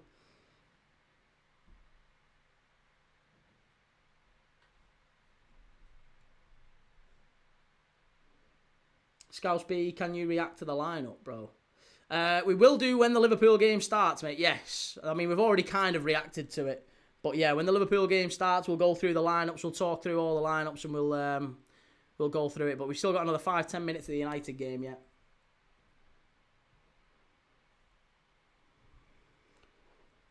Roshant, it's our style of play. We are not pressing and his system is not working. Nobody's pressing in the Premier League, mate. I don't know what you're talking about. Pressing across the league has not worked this season. Spurs have, I think, the third most successful presses or something like that in the Premier League this season, and they're nearly in the bottom three.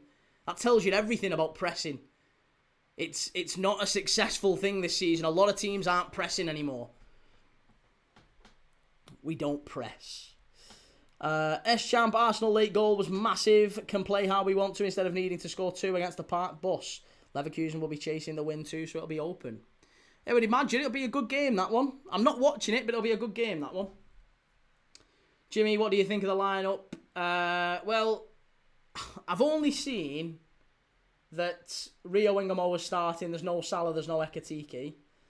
So Gakpo, Wirtz, Rio, Soberslai, McAllister, Gravenberch, Robertson, Frimpong, Gomez, Van Dijk. No Konate is interesting. No Kirkes is interesting. Yeah, I think obviously it's maybe from Slot's point of view, he's looking at it as an opportunity to rest players for the Galatasaray game. And I am a little bit concerned that maybe he is being a bit complacent. I mean, Konate wasn't fantastic against Galatasaray, so I can understand him dropping him. I can understand that. Kirkes also wasn't brilliant. Ekatike wasn't brilliant. Salah wasn't brilliant. So all the people that he's dropped weren't great against Galatasaray. So maybe it's that.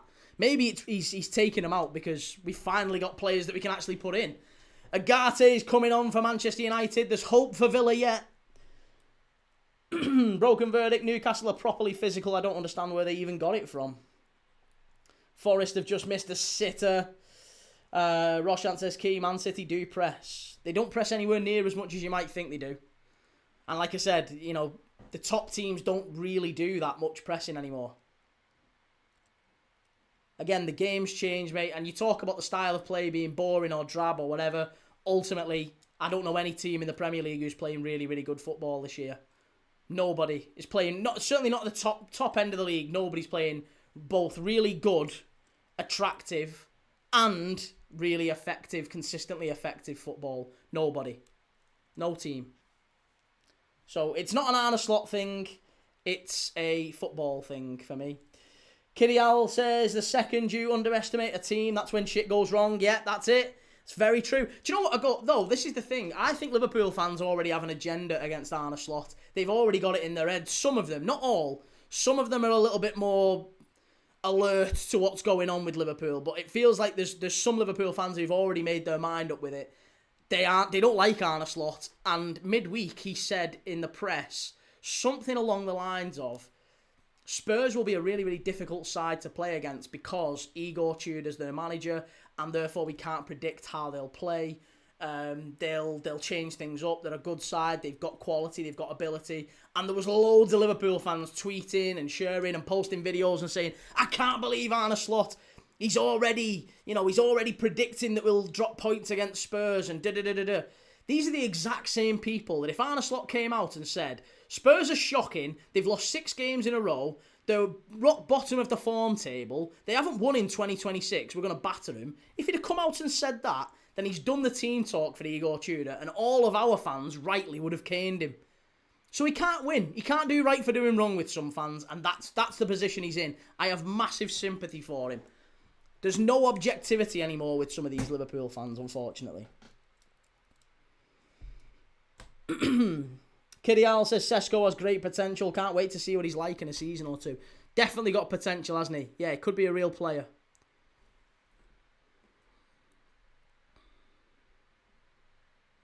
Jimmy P says Spurs lineup is shocking. Yeah, the Spurs lineup is bad. It is bad. There's a claim for a penalty here, I think, on Villa. Be interested if the ref gives a penalty for that one. I don't think he's going to give it. 6 minutes left of added time. Broken Verdict says, Key, you rate Kirkes. I don't watch too much Liverpool. I'm assuming that's left-back position sorted. Yeah, Kirkes has been really good for us for a lot of this year. He started quite slowly, but that's normal for a 21-year-old lad coming into a team. So, yeah, he's been very, very good after that. I think he's been quite good. Didn't have a great game midweek against Galatasaray. And I still think Andy Robertson's a really important player for us. I'd love it if we kept hold of Andy Robertson because his contract's up in the summer. So I'll be gutted if Robertson goes. Not only is he a legend, I still think he's a very, very good left-back. And we need to be keeping him around. But I can understand that he wants to play. So if Robertson goes, I'll be gutted.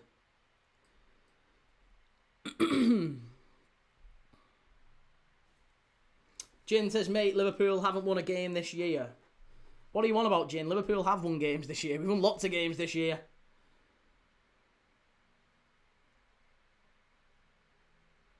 Leeds and Forest both 0-0. Nobody wants Premier League safety. Well, West Ham may be the biggest beneficiaries that they got a City game out the way. And they've not fallen behind. So if nothing else, West Ham go back into the relegation zone, but still, they've gained, another fixture's out the way, but they've a bad fixture, and they've not lost any ground. So, yeah.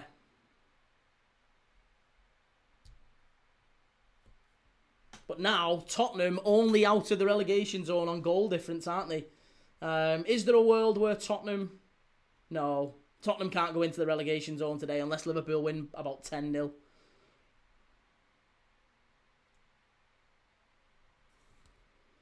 Potter, I love Kirkes. Wish United had got him.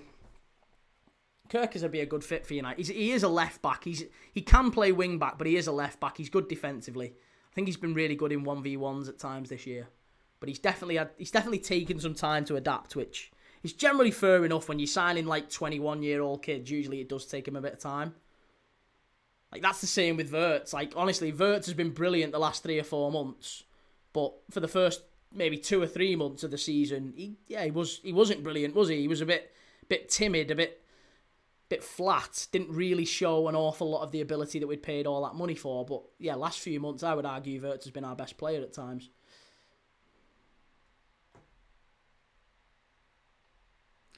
Johnny, wow, they've set up this studio at Anfield. Very nice of them. What in the is it TNT Liverpool or is it Sky? I don't know if it's. I think it's TNT. Oh, is it TNT or is it Sky that this is on? I imagine it'll be. No, it is Liverpool Sky, isn't it? Sky for Liverpool. Yeah, they always have a good studio, don't they? They always have a good studio at Liverpool.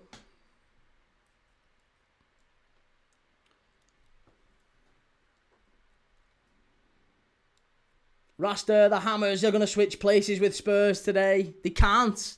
No, Spurs have got a well better goal difference.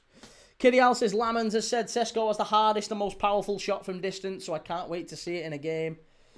He's an absolute animal, isn't he?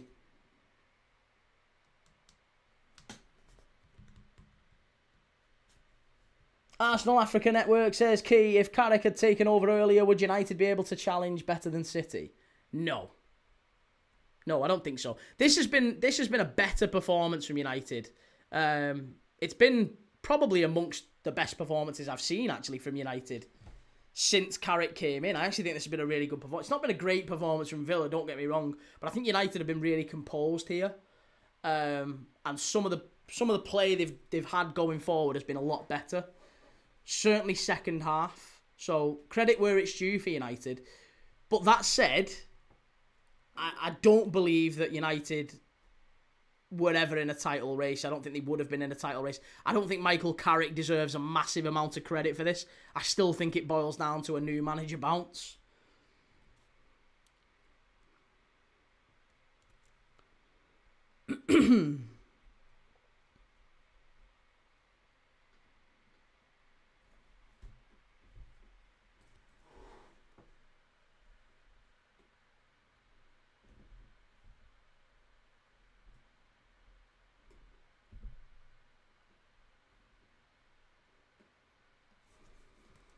YZ, thoughts on Max Darman's future? Thoughts on Max Darman's future? I don't really know. I guess it remains to be seen, doesn't it? See if he can adapt. Barcelona 3, Sevilla 0. Villa should be, must be. Oh my God, these are absolute toilet. These are absolutely toilet. If you didn't already believe that Villa are falling out of the top 5, then believe it now. Oh my goodness me, they've just fallen completely over themselves. Scout, so if we win, do we go above Villa? If we win, we will go above Villa. A win for Liverpool puts them above Villa. We'll go 4th. We'll go 4th and we'll be 3 points clear of Chelsea and ahead of Villa on goal difference. And we'll still have to play Villa and we have to play Man United as well. And we have to play Chelsea at Anfield. So Liverpool have still got all of this in their hands. All of it's in our hands. Right, okay. Full time in this one. Manchester United 3, Aston Villa 0. Thank you very much, everyone in the chat. If you are coming across with me, make sure you stay in the chat. Stay in the chat. I'll be back in literally 2 minutes. 2 minutes for Liverpool against Spurs. If you're going to be joining me for that one, make sure you've followed, make sure you've liked, make sure you've subscribed on YouTube, and you can come straight across with me to the Liverpool-Spurs game. It will take you straight across. So yeah, hit like, hit subscribe. I will see you in about, give me 5 minutes. 5 minutes, I'll change everything over, all of the scoreboards, all the lineups, all the chat and everything, and I'll be back in 5 minutes for Liverpool-Spurs. Come on, Liverpool, desperately need a win.